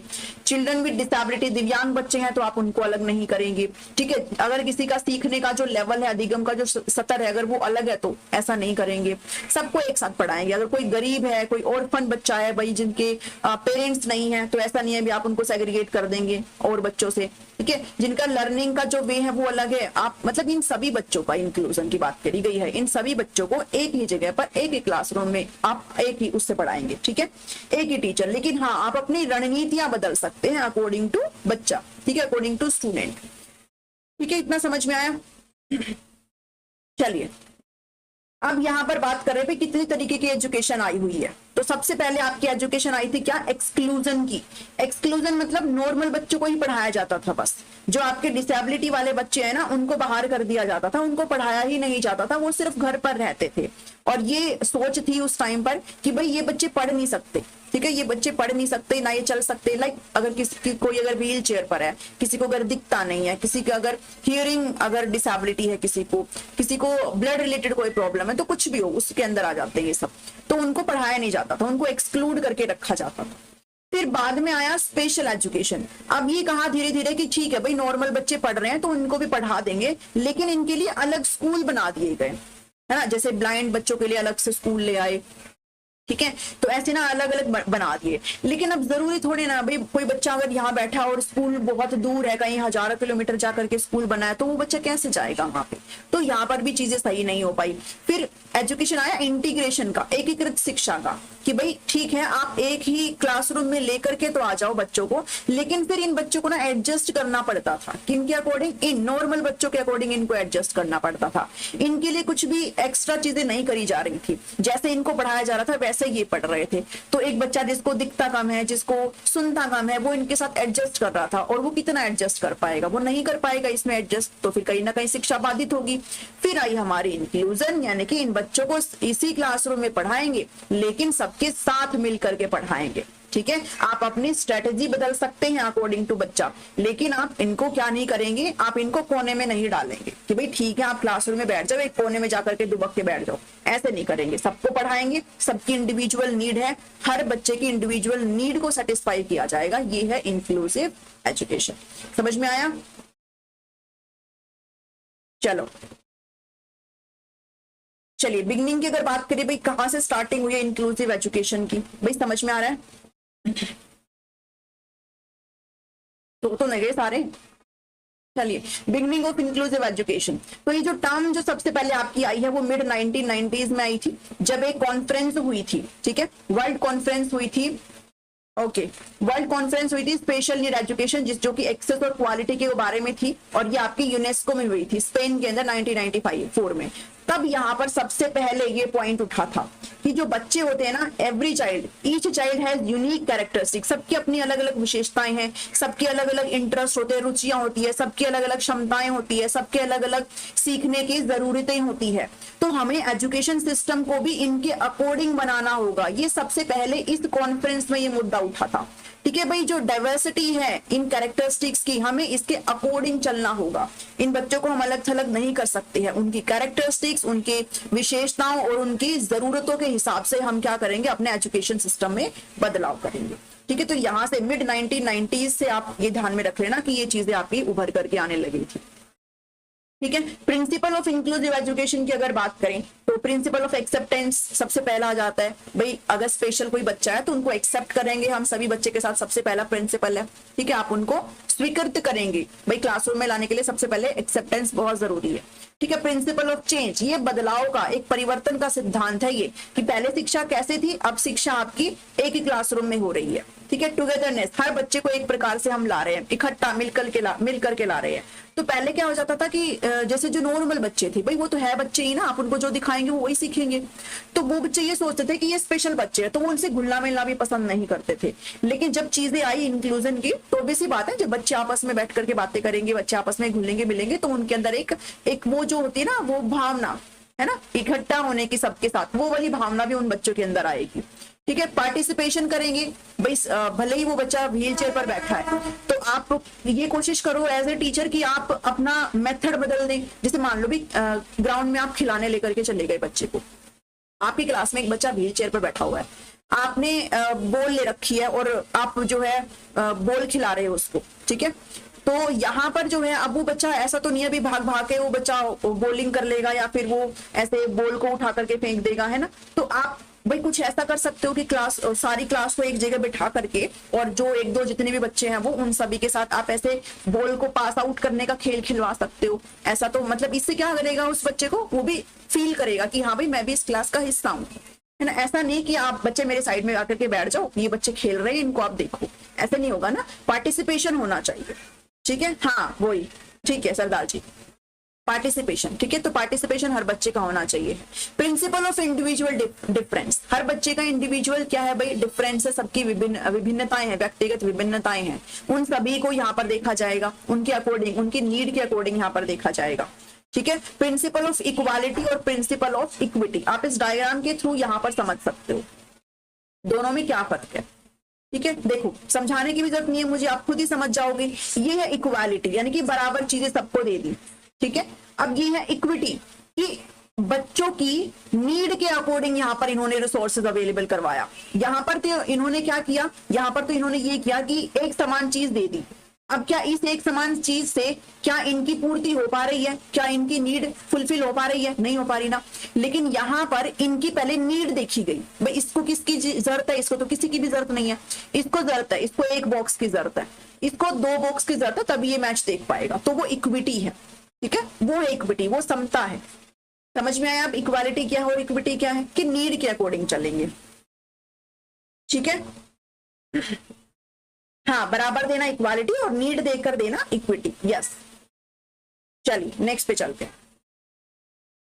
चलिए अब डिसेबिलिटी की बात करते हैं। इंक्लूजन की अगर हम बात करें तो ऑब्वियसली बात हम डिसेबिलिटी के बारे में पढ़ेंगे, ठीक है। चलिए यहाँ पर बात करें लर्निंग डिसेबिलिटी का, दिगम अक्षमता की। अब लर्निंग डिसेबिलिटी मींस लैक और एब्सेंस ऑफ लर्निंग एबिलिटी, आपकी वो एबिलिटी जिसकी वजह से आप सीख पा रहे हैं वो आपके अंदर उसकी कमी है, उसकी एब्सेंस है, ठीक है। तो और जो लर्निंग डिसेबिलिटी जो शब्द है वो सैमुअल किर्क ने दिया था 1963 में दिया था, ठीक है। ये भी आप ध्यान में रख लेना, सैमुअल किर्क, ये नाम ध्यान में रख लेना, ठीक है। सैमुअल किर्क, जैसे मैंने इसको ऐसे याद किया हुआ है कि किर्क ने किरकिरी कर दी, है ना, ऐसे कि किरकिरी कर दी उसने, मैंने ऐसे याद करा हुआ है, तो मैं अपना बता रही हूँ, तो आप भी इसको ऐसे याद कर सकते हो, याद करने में क्या बुराई है ना। चलो 1963 में। उसके बाद हम टाइप्स ऑफ लर्निंग डिसेबिलिटी की अगर बात करें तो आपका क्या आ जाता है, एक आपका आ जाता है भाई ADHD, डिसकैल्कुलिया, डिसग्राफिया, डिसलेक्सिया, डिस्प्रेसिया, ठीक है। तो ये सबको पता ही होगा भाई, ये सबको पता है ना क्या क्या होता है। डिसकैल्कुलिया मतलब मैथमेटिक्स रिलेटेड समस्या आ जाती है आपको, नंबर्स के साथ आप प्ले नहीं कर पाते हो। ग्राफिया होती है राइटिंग रिलेटेड डिसऑर्डर होता है ये, ठीक है। ये सारे डेवलपमेंटल डिसेबिलिटी है। डेवलपमेंटल डिसेबिलिटी विकासात्मक विकार है, आप इनको विकलांगता नहीं कह सकते हो। विकलांगता होता है जब आप फिजिकली आपको कोई समस्या है, जैसे आप देख नहीं सकते हो, आपका एक हाथ नहीं है, आपका पैर नहीं है, आपकी उंगलियां नहीं है, ठीक है, तो वो विकलांगता के अंदर आता है, ये डेवलपमेंटल डिसऑर्डर है, ठीक है। चलिए डिसलेक्सिया आपका रीडिंग रिलेटेड होता है, भाई बच्चा यहाँ पर पढ़ नहीं पाता अच्छे से, और पढ़ नहीं पाता तो फिर वो उल्टा पुल्टा सब सारी चीजें रीड करता है। डिस्प्रेक्सिया आपका मूवमेंट से रिलेटेड है, ठीक है, आपकी बॉडी की मूवमेंट या फिर कोऑर्डिनेशन से रिलेटेड है, यहाँ पर जो समन्वय है वो नहीं बन पाता बच्चे से, ठीक है। ऑटिज्म क्या होता है, ऑटिज्म तो आप सबको पता ही होगा भाई, इसमें बच्चा कोई भी आई कांटेक्ट नहीं करता है और साथ ही बच्चा दूसरे लोगों में बिल्कुल भी इंटरेस्ट नहीं दिखाता। आप उनको कितना ही आवाज लगा लो, कितना ही बोल लो, वो आपसे आई कांटेक्ट नहीं करता।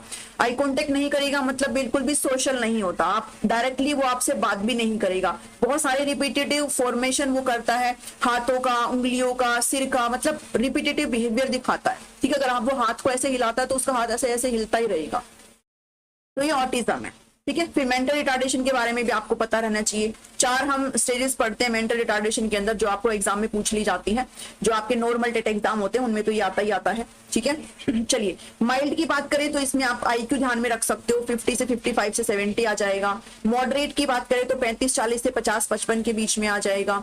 सेवर की बात करें तो 20-25 से 35-40 के बीच में आ जाएगा। और प्रोफाउंड की बात करें तो 20 और 25 से बिलो। ये बिल्कुल ही जड़ बुद्धि वाले होते हैं, ठीक है। ये खुद से कुछ भी बिल्कुल भी नहीं कर सकते, इनको हर प्रकार से मदद की जरूरत होती है। इनका जो मतलब कह सकते हो मूर्ख कैटेगरी के बच्चे इसमें आते हैं, ठीक है, ये आप कह सकते हो। चलिए एक सेकेंड, चलिए नेक्स्ट पे चले। अब पीडब्ल्यूडी एक्ट 1995 देख लेते हैं एक बारी। पीडब्ल्यूडी 1995 एक्ट, तो इसकी फुल फॉर्म आपको पता रहना चाहिए भाई, मतलब क्या है इसका। तो equal opportunity, protection of right and full participation, ठीक है। ये जम्मू कश्मीर को छोड़ करके पूरे भारत में इसको लागू किया गया था। इसको 7 फरवरी 1996 में लाया गया था।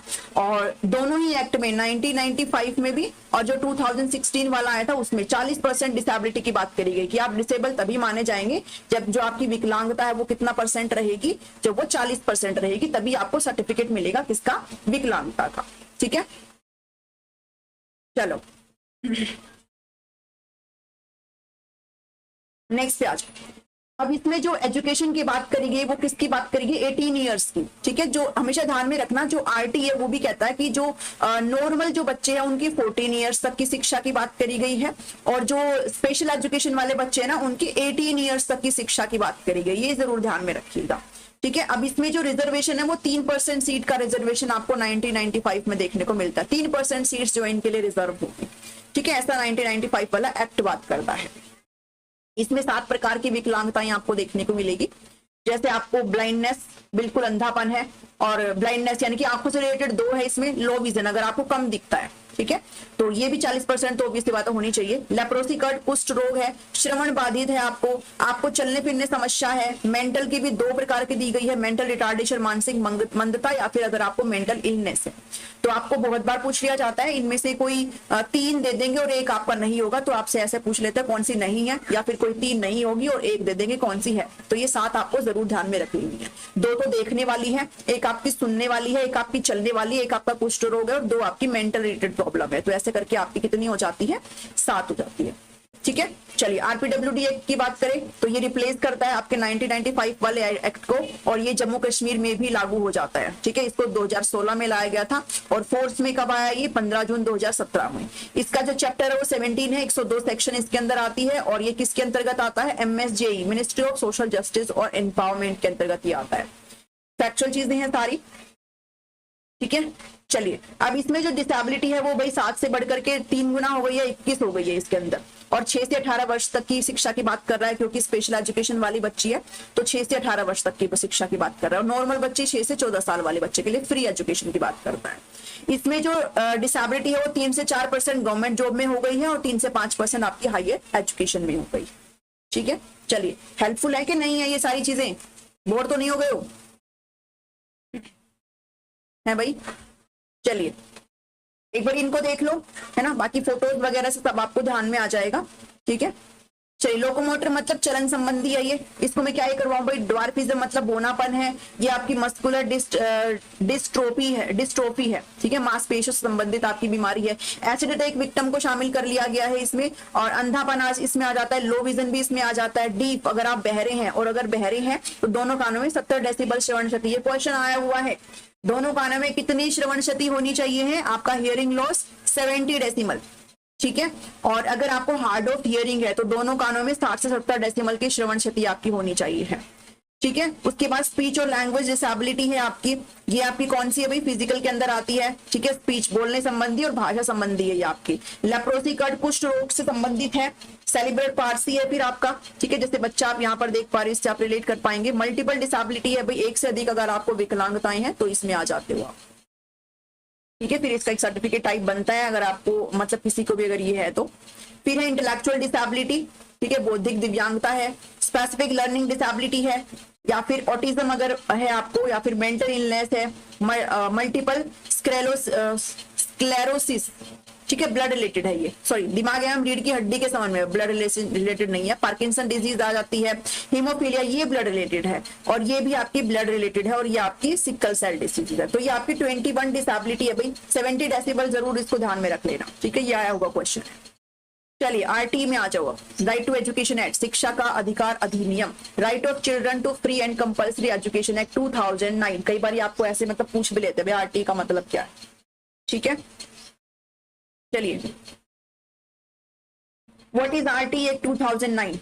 क्यों लाया गया था इसको? तो इसका जो गोल है क्या है? To achieve the goal of universalisation of elementary education, शिक्षा का सार्वभौमिकरण। ठीक है, एलिमेंट्री एजुकेशन कौन सी एजुकेशन है भाई? 8वीं क्लास तक की, पहली से 8वीं क्लास तक की जो शिक्षा है उसका मतलब वो शिक्षा हर बच्चे को मिले, ये बात करता है आरटी कि एलिमेंट्री एजुकेशन का सार्वभौमिकरण हर प्रकार से बच्चे का। ठीक है, मेन स्ट्रीम शिक्षा की मुख्य धारा में यहाँ पर बच्चों को लाना है, कोई भी बच्चा शिक्षा से वंचित नहीं रहेगा। ठीक है, this is an act whose objective is to provide right to free and compulsory education. 6 से 14 साल के बच्चों को फ्री और कंपल्सरी एजुकेशन की बात करता है, और अगर स्पेशल बच्चे हैं तो 6 से 18 वर्ष तक के बच्चों की बात करता है। किस अमेंडमेंट के तहत? 86th कॉन्स्टिट्यूशनल अमेंडमेंट हुआ था यहाँ पर, इसके तहत इसको एक फंडामेंटल राइट बना दिया गया है शिक्षा को। 86वां संविधान संशोधन के तहत, ये आप ध्यान में रख लेंगे। कौन सा संविधान संशोधन? 86वां। और 86वें संविधान संशोधन के तहत आर्टिकल 21A को ऐड किया गया है, आर्टिकल 21A, जिसके अंदर बात करता है कि फ्री और कंपल्सरी एजुकेशन 6 से 14 वर्ष तक के बच्चे की। इसके अलावा आर्टिकल 45 को अमेंड किया गया और इसके अंदर ये कहा गया कि जो अर्ली ECC की बात कर रहे हैं ना, early childhood care and education, जो हम जो आपकी फाउंडेशनल स्टेज है उसमें बात करते हैं ECC, भाई ये शिक्षा यानी कि 6 साल तक के जो बच्चा है ना, 6 साल में तो बच्चा फर्स्ट क्लास में हो जाएगा, उससे पहले की शिक्षा की बात कर रहा है ECC, इसको भी कंपलसरी कर दिया गया आर्टिकल 45 के तहत। ठीक है, इसको अमेंड किया गया इस 86वें संविधान संशोधन के तहत। समझ में आया? इतना फैक्चुअल जानकारी है, ये आपको पता रहना चाहिए। चलिए, अब जो इसमें जो बात करी गई है भाई, जो आपका आर्टिकल 21A है, ये मैंने अभी बताया आपको ऊपर ही कि आर्टिकल 21 में 6 से 14 साल के बच्चे की शिक्षा की बात करी गई है, लेकिन जो स्पेशल बच्चे हैं उनके लिए 6 से 18 वर्ष तक की बात करी गई। मैंने बता दिया, इसको नोट में भी डाला हुआ है। नेक्स्ट में बात करते हैं इंपोर्टेंट डेट्स की। अगर बात करें तो भाई आरटी का जो बिल है वो राज्यसभा में 20 जुलाई 2009 को पारित हो गया था। ठीक है, 20 जुलाई 2009 को, और जो लोकसभा से 4 अगस्त 2009 को पास हो गया था, और प्रेसिडेंट के द्वारा इस पर साइन कर लिया गया था 26 अगस्त 2009 को, और 1 अप्रैल 2010 को इसको लागू कर दिया गया था होल इंडिया। ठीक है, इसको लागू कर दिया गया था। आप ध्यान में रख सकते हो, 1 अप्रैल मतलब जब से स्कूल खुलते हैं, है ना, ऐसे याद कर सकते हो भाई, तब से जो है इस चीज को लागू कर दिया गया था। चलिए, जम्मू कश्मीर को छोड़ करके हर जगह आपको इसको लागू कर दिया गया था। इसमें जो टोटल चैप्टर है वो 7 है भाई। टोटल जो आपको, अरे ये स्ट्रीम नहीं है, सेक्शन है ये। ठीक है, टोटल चैप्टर 7 है, सेक्शन इसमें 38 है और शेड्यूल इसमें 1 है। एक अनुसूची की बात करी गई है। अब मैं इसमें पूरा नहीं कराऊंगी, सारे सेक्शन नहीं कराऊंगी, जो इंपॉर्टेंट है ना वो बता देती हूँ। बाकी सारे मैंने पिछली, जब मैंने इसको कंप्लीट कराया था तब बताया था, तो जो इंपॉर्टेंट है ओनली वो कराएंगे। ठीक है, तो सेक्शन 3 यहाँ पर बात करता है भाई। अच्छा, आपसे ये पूछा जा सकता है कि आरटीई के किस सेक्शन में 6 से 14 साल तक के बच्चे की प्री कंपल्सरी एजुकेशन की बात करी गई, तो आप बताएंगे सेक्शन 3, जो कि किस चैप्टर में आता है? चैप्टर 2 में आता है। ठीक है, चैप्टर 2 में आता है। नेक्स्ट पे बात करो। चलिए, चैप्टर 3 आ जाता है। अब चैप्टर 3 में जो सेक्शन 6 है उसमें बात करी गई कि जो स्कूल का डिस्टेंस है वो कितना होना चाहिए है।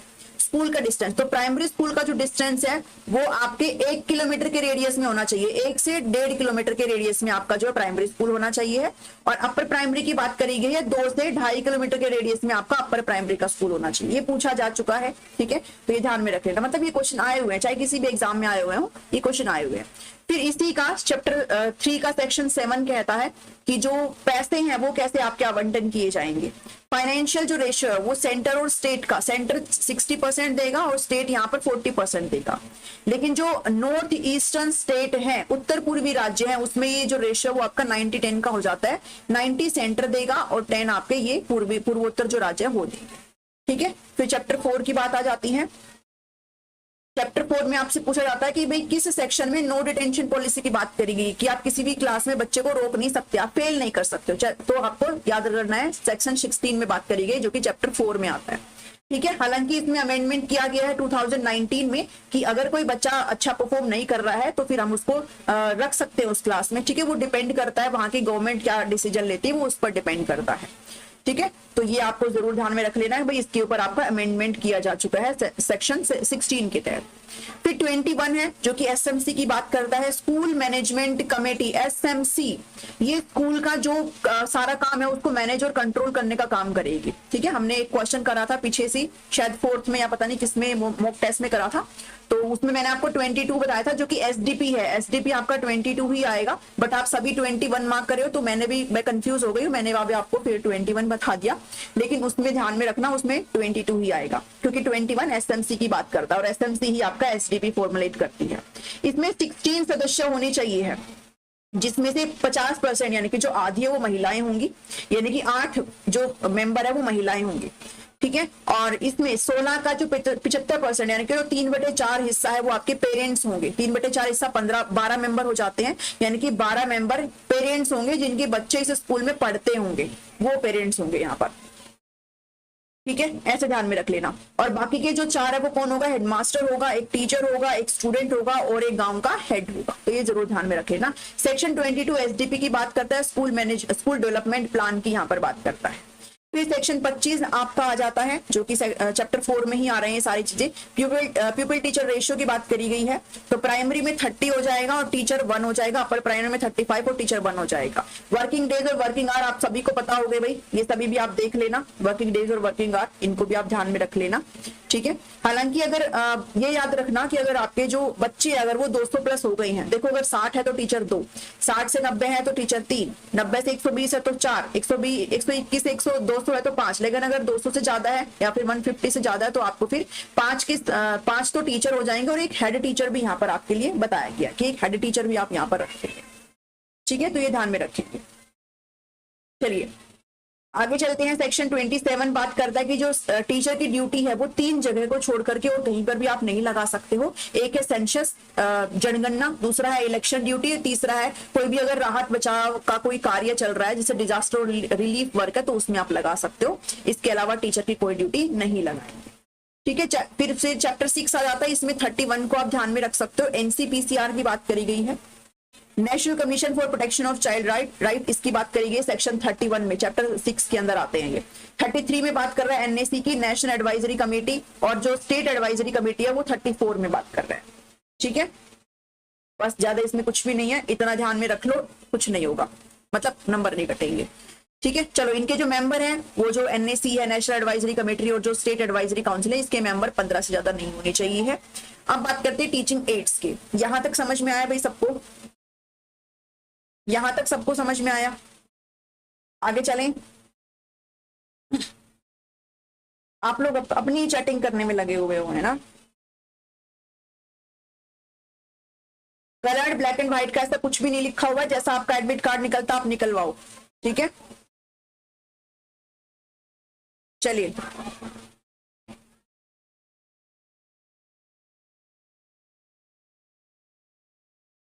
सुनामी में अगर किसी टीचर को स्विमिंग आती हो तो महान ही हो, मतलब, है ना। चलो टीचिंग एड्स पर आ जाते हैं। टीचिंग लर्निंग मटेरियल टीएलएम की बात करते हैं। ठीक है, चलिए टीचिंग एड्स बेचारी, देखो टीचिंग लर्निंग एड्स क्या होता है, जो आपके जो शिक्षण है उसको प्रभावी बनाने के लिए आप उसको इस्तेमाल करते हो, उसको इफेक्टिव बनाने के लिए आप इनका इस्तेमाल करते हो टीचिंग एड्स का। ठीक है, ये मटेरियल आपको हेल्प करते हैं, आपके टीचिंग में आपको हेल्प करते हैं, इसलिए इनको टीचिंग मटेरियल कहा जाता है। आप कुछ भी पढ़ा रहे हो तो आप अगर कोई रेफरेंस के लिए कोई अगर ऐसा एड इस्तेमाल कर रहे हो जिससे बच्चों को अच्छे से समझ में आ रहा है तो वो आपका टीचिंग एड कहलाता है। ठीक है, अब वो आपको कुछ भी हो सकता है, जैसे यहाँ पर मैंने एग्जाम्पल दिखाया है, जैसे यहाँ पर मैंने आपके लिए एग्जांपल दिखाया। ठीक है, जैसे पार्ट्स ऑफ फ्लावर है यहाँ पर। ठीक है, अगर मान लो पार्ट्स ऑफ फ्लावर आपको पढ़ाना है तो अगर आप भाई किसी भी पेड़ का फ्लावर तोड़ के ला सकते हो। ठीक है, किसी भी पेड़ का फ्लावर लेकर के आ सकते हो, उसकी पत्तियां हटा करके आप उनको दिखा सकते हो, भाई ये आपका मेल पार्ट है, ये आपका मेल पार्ट है, ये आपका फीमेल पार्ट है, ये आपके ओव्यूल्स हैं। ठीक है, तो ये सारी चीजें आप बता सकते हो, ये आपका एंथर है, फिलामेंट है, वो आपका क्या है भाई, टीचिंग एड है वो। ठीक है, कि आप कुछ एक ऐसे चीज ले आए हैं जो आपके शिक्षण को और प्रभावी बना रहे हैं, इंटरेस्टिंग बना रहे हैं, बच्चे अच्छे से समझ पा रहे हैं। तो बच्चों को अच्छे से समझाने के लिए हम इन एड्स का इस्तेमाल करते हैं। इनको इंस्ट्रक्शनल मटेरियल और ऑडियो विजुअल एड्स भी इनको कहा जाता है, एबी एड्स भी इनको कहा जाता है। ठीक है, ये ध्यान में रखेंगे। चलिए 3 तरीके के होते हैं भाई ये, एक होता है आपका ऑडियो एड्स, एक होता है विजुअल एड्स और एक होता है हमारा ऑडियो विजुअल एड्स। ठीक है, तो ये आपको पता होगा 3 तरीके से होते हैं, तीनों तरीके आप यहाँ पर देख सकते हो। ऑडियो का मतलब होता है वो एड्स जिनको आप सुन सकते हो, जिनको आप सिर्फ लिसन कर सकते हो, सिर्फ सुन सकते हो, वो आपके ऑडियो एड्स हो जाते हैं। जैसे रेडियो हो गया, ग्रामोफोन है, टेप रिकॉर्डर है, टेलीफोन है, लैंग्वेज लेबोरेटरी है, भाषा प्रयोगशाला जिसमें हम लैंग्वेज वगैरह सीखते हैं।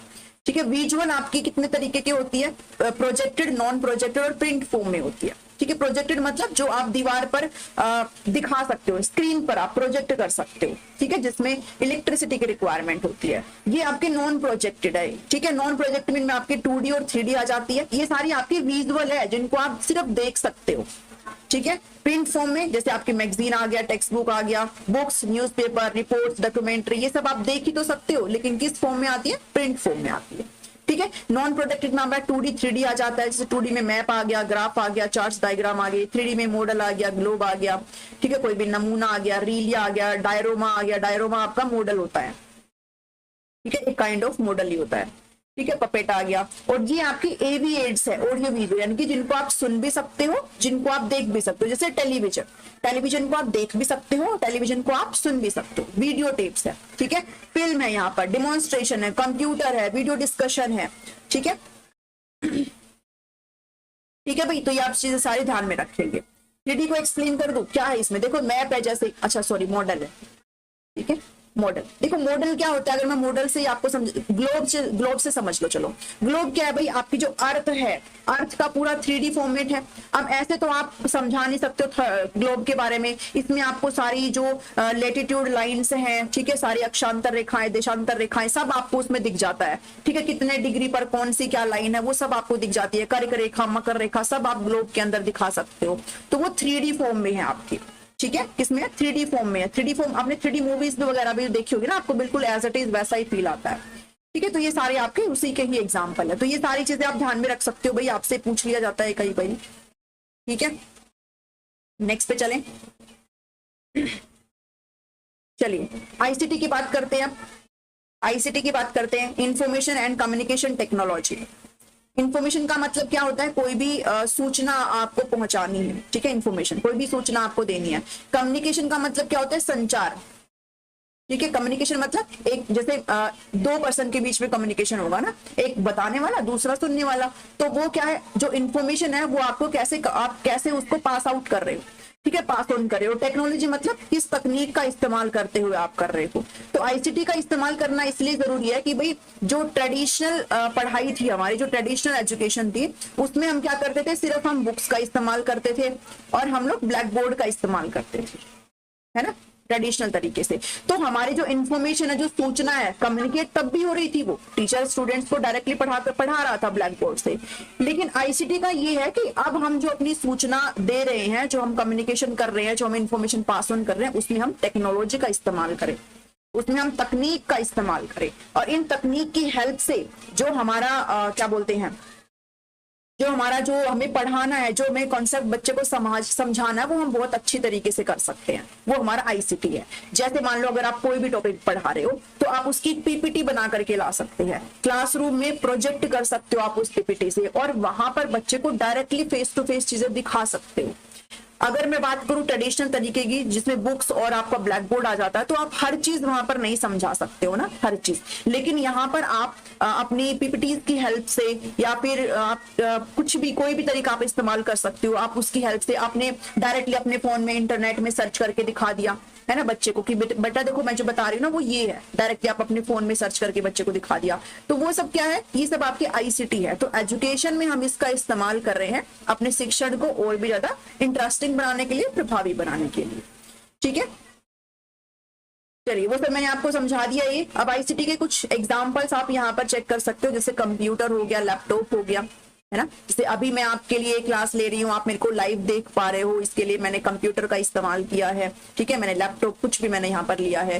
मोबाइल फोन से, टैबलेट से, भाई आप सभी लोग, जैसे अभी कोरोना काल आया था, और कोरोना काल में जो एजुकेशन आपकी डायरेक्टली ऑनलाइन हो गई थी, स्कूल बंद हो गए थे, कॉलेज बंद हो गए थे, तो ऐसा थोड़ी पढ़ाई रुक गई थी भाई। जो भले ही कैसी भी पढ़ाई हुई हो, लेकिन हुई तो थी, है ना। जो बच्चे हैं वो ऑनलाइन क्लासेस ले रहे थे, तो किसके माध्यम से ले रहे थे भाई, अगर नेट ना हो, फोन ना हो, मोबाइल ना हो, आपके लैपटॉप वगैरह ना हो, तो फिर ये नहीं हो पाता ना। तो ये सब क्या है, आपका आईसीटी का एक फॉर्मेशन है।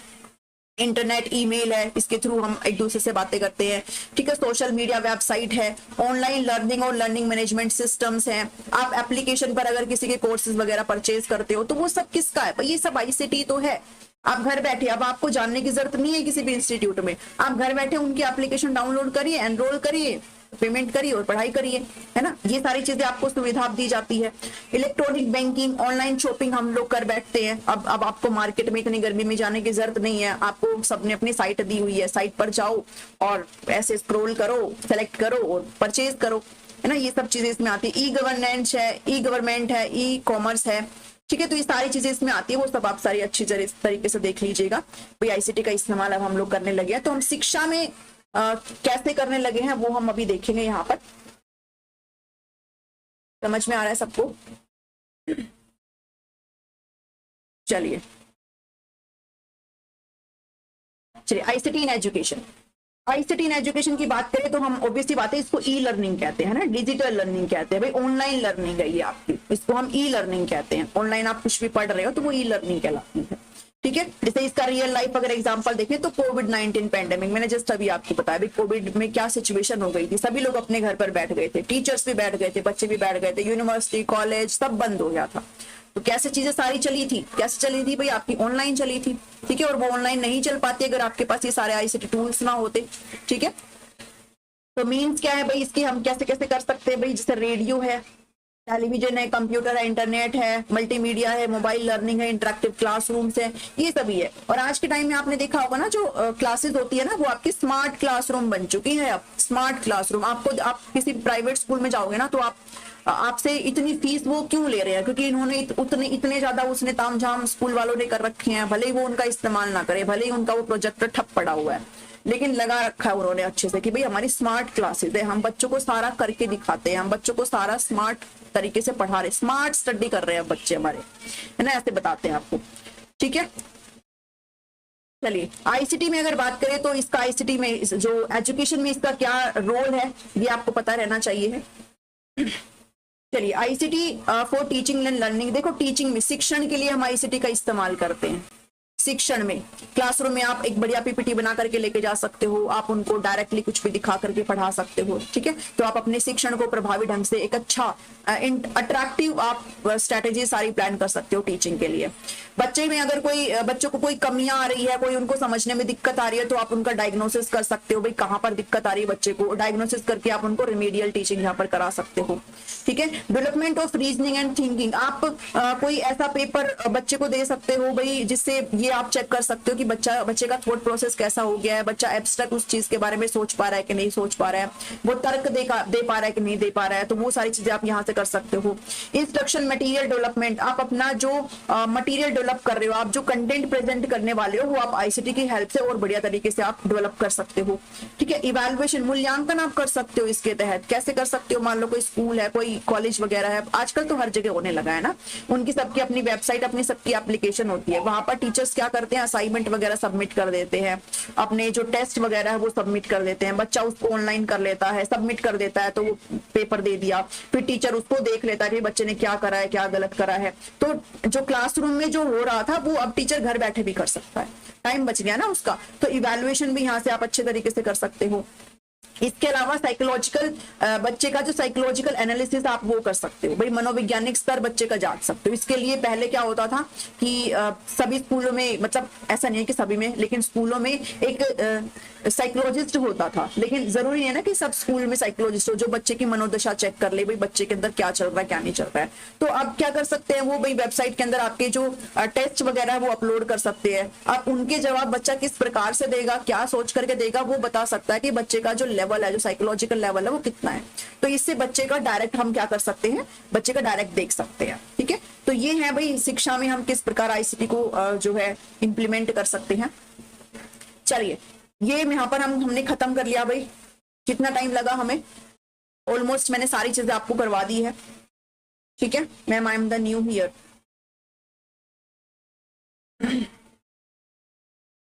मैम क्या नोज पिन भी उतारनी देखो मैं हमेशा यही बोलती हूँ, जो फीमेल कैंडिडेट है सबको यही बोलती हूँ, ये तामझाम मत लेकर के जाओ, वहां पर सब निकाल करके जाओ, क्या समस्या निकालने में, क्योंकि वो बहुत ज्यादा परेशान करते हैं बाद में। मान लो आपकी, क्योंकि किसी किसी की ना निकल भी नहीं पाती है, है ना। तो फिर वहां पर जाकर के आप परेशान हो गए, सबको दिखाते फिरोगे, भाई निकाल दो प्लीज निकाल दो, कौन निकालेगा, फिर कोई नहीं निकालेगा। वहां पर आप कहोगे मैम आप निकाल दो, वो कहेगा हम क्यों निकाल दें भाई, आपको घर पे देख के आना चाहिए था। तो ये चीजें ले जाना मुझे ठीक नहीं लगता है। अगर मैं एग्जाम देने जाऊं कहीं भी तो मैं निकाल के जरूर जाऊं, है ना। तो मैं आपको यही सजेस्ट करूंगी कि आप ये सब तामझाम सब निकाल के जाओ। आपने जितने भी कान छिदवाए हुए हैं, जितने भी आपने नाक छिदवाए हुए हैं, गले में जो पहना हुआ है, पैर में जो पहना हुआ है, सब आप निकाल करके जाए, ठीक है। चलो भाई, आज का सेशन कैसा लगा आपको, कैसा लगा आपको आज का सेशन? कुछ फर्क पड़ा, कुछ समझ में आया कि नहीं आया?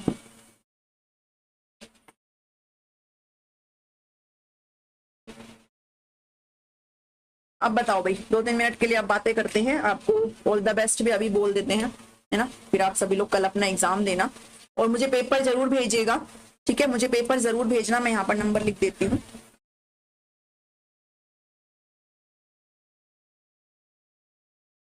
इस पर आप मुझे पीडीएफ फॉर्मेट में बना करके जल्दी से जल्दी अपना पेपर भेज देंगे। कल 10 बजे पेपर स्टार्ट है, आई थिंक 10:50 पर आपका पेपर खत्म हो जाएगा।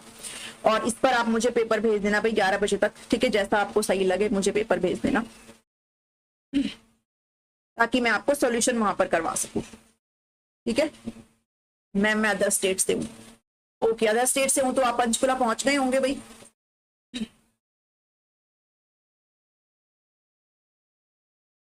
आईटीसी, आईटीसी क्या, आईसीटी होगा। सेशन कैसा लगा पहले ये बताओ, फिर बात करते हैं, ठीक है। जितना भी इंस्ट्रक्शंस वगैरह है सब मैंने आपको सुबह बता दिया था। और एक चीज मैंने तब नहीं बताई थी, मुझे लगा सबको पता ही होगा। जो फीमेल का है भाई, जैसे मतलब कान वगैरह हम छिदवा के रखते हैं, नाक वगैरह, ये सब निकाल के जाओ, सही रहेगा आपके लिए, है ना। हालांकि वहां पर लिखा हुआ है कि आपका अगर जैसे मंगलसूत्र वगैरह है, रिलीजियस अगर आपका कोई भी चीज है तो आप वो पहन के जा सकते हो। लेकिन एक बात बताओ, अगर एक दिन निकाल दोगे तो क्या बिगड़ जाएगा? कुछ नहीं बिगड़ता इससे। बाकी सबकी अपनी अपनी सोच होती है भाई, शायद कोई ऐसा होता है भाई जो नहीं निकालना पसंद करता है, तो फिर ठीक है आप पहन के जा सकते हो, ठीक है, आप पहन के जा सकते हो। लेकिन फिर आपको वो थोड़ा सा कुछ नहीं होगा, वैसे आप पहन के चले जाना, बट ये नाक कान का तो निकाल के चले जाना, है ना। क्योंकि उसमें ज्वेलरी वगैरह लिखा हुआ है कि आपके पास ज्वेलरी नहीं होनी चाहिए।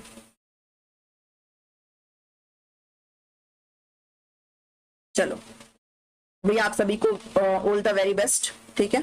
आप सभी ने जितना पढ़ना था पढ़ लिया, बिल्कुल भी इतना मत वो ना कि भाई क्या करे क्या ना करे, है ना। जो होगा आप कल देखा जाएगा, जो होगा आप कल देखा जाएगा। डर सबको लगता है, मिस्टर एंड मिसेस जेठी, सब डर भाई सबको लगता है, ठीक है।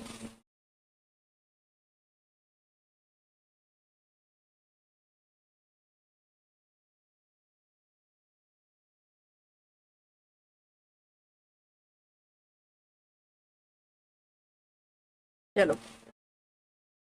चलिए भाई, हमारी ये लास्ट क्लास है आज, है ना।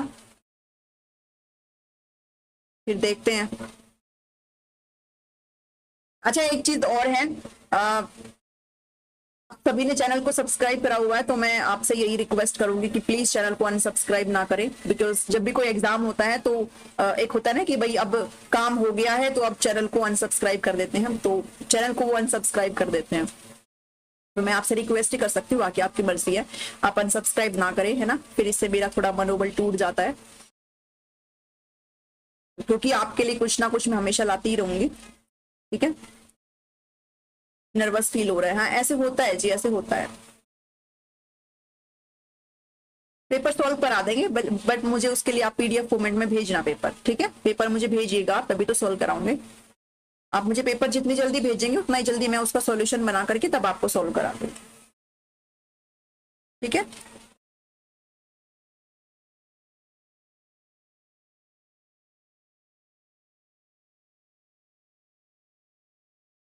हाँ अनसब्सक्राइब मत करना बस ठीक है। मैंने आप सभी की इतनी हेल्प करी है तो आई थिंक मैं इतना डिजर्व तो करती हूँ, है ना।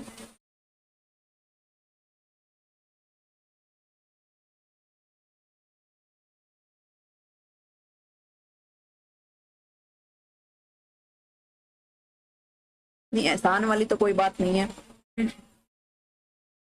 चलिए रिवीजन हो गया ना, मतलब आज अभी मुझे लगता है अब आपको कुछ परेशान होने की जरूरत नहीं है। टीए में तो करवा दिया मैंने ऑलमोस्ट सारा आपको, ठीक है।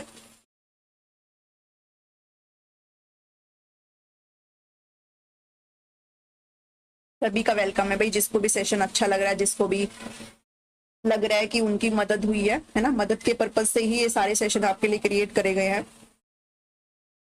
लास्ट मिनट टिप मैं यही देना चाहूंगी कि अभी जितना करना था आपने कर लिया, अब छोड़ो, नया तो कुछ देखना ही नहीं है। रिवीजन भी आई थिंक आपने सबने ऑलमोस्ट कर लिया होगा, तो अभी आज शाम को आराम से चैन से सोना, ठीक है। जितने दिन आपने पढ़ना है अपनी नींद पूरी कर लेना, ठीक है, और टाइम से अपना कल पहुंच जाना बस पेपर करने के लिए, बस और कुछ नहीं करना।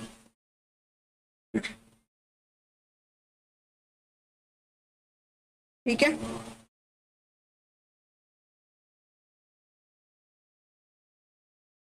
हाँ नर्वस फील होता है जी, कितनी बार लिखोगे, नर्वस फील होता है, लेकिन मतलब ये एक है नॉर्मल चीज है, ये वो अंदर से है।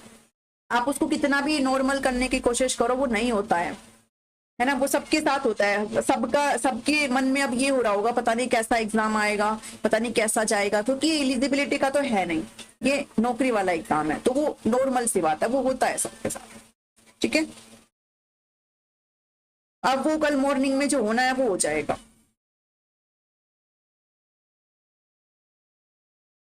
मेरी शुभकामनाएं हैं आप सभी के साथ।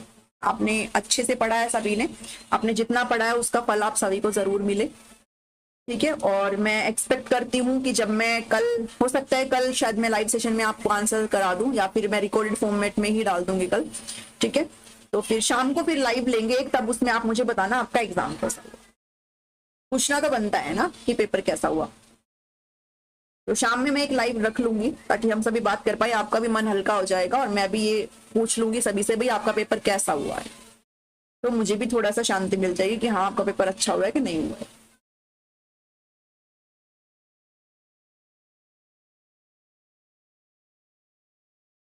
DSSB का टीचिंग मेथोडोलॉजी देखती हूँ मैं, ठीक है, पहले मैं देखती हूँ उसमें क्या पूछा जाता है क्या नहीं पूछा जाता है, फिर स्टार्ट करते हैं। शाम में करेंगे कल लाइव सेशन, ठीक है। तब तक आप पेपर भी दे लेंगे, आपके दिमाग में जो कुछ भी रहेगा सब हल्का हो जाएगा, उसके बाद आप बता सकते हो मुझे कि कैसा गया, क्या कुछ है क्या नहीं, ठीक है। और पेपर मुझे इस नंबर पे जरूर भेज देना जल्दी से जल्दी, ऐसा नहीं है कि आप 10-11 बजे फ्री हो रहे हो और आप मुझे पेपर 3-4 बजे भेज रहे हो, फिर उसका कोई फायदा नहीं है ना।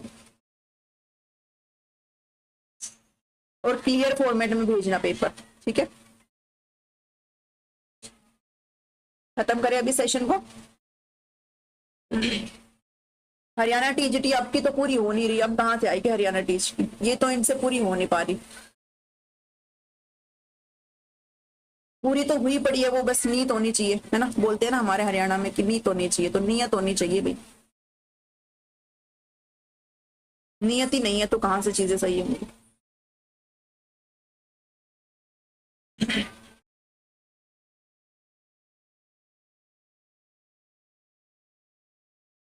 जिस पेपर को हुए 1 साल से ऊपर हो गया, जिसका रिजल्ट प्रिपेयर रखा है, वो इनसे रिजल्ट नहीं निकल आया जा रहा।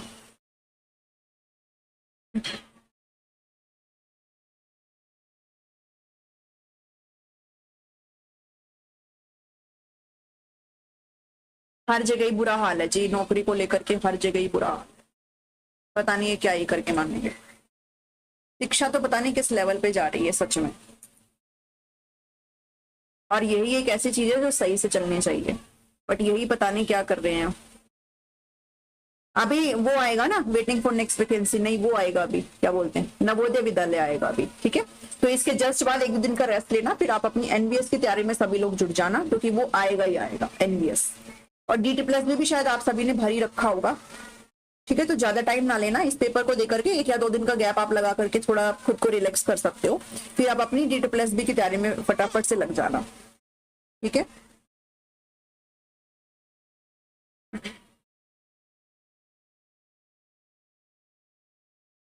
क्योंकि अभी DT+ भी है, ठीक है, एनबीएस आ रहा है, EMRS भी आएगा, तो काफी चीजें हैं आपके सामने, ठीक है।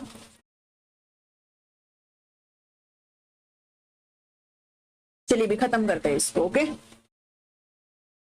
खत्म करते हैं। आप सभी को शुभकामनाएं भी मेरी तरफ से, और अपने सारे इंस्ट्रक्शंस को फॉलो करते हुए एडमिट कार्ड को देख लेना भाई, एडमिट कार्ड को लेके जाना मत भूलना, साथ में आपका क्या बोलते हैं, एक वैलिड आईडी प्रूफ होना चाहिए। पेन वगैरह नहीं लेकर के जाना है, वो खुद देंगे। और जिसका फोटो वगैरह नहीं है वो फोटो लेकर के जा सकता है, और जिसका साइन नहीं है वो साइन करा करके और किसी भी गेजेटेड ऑफिसर से साइन करा करके लेकर के जाएगा।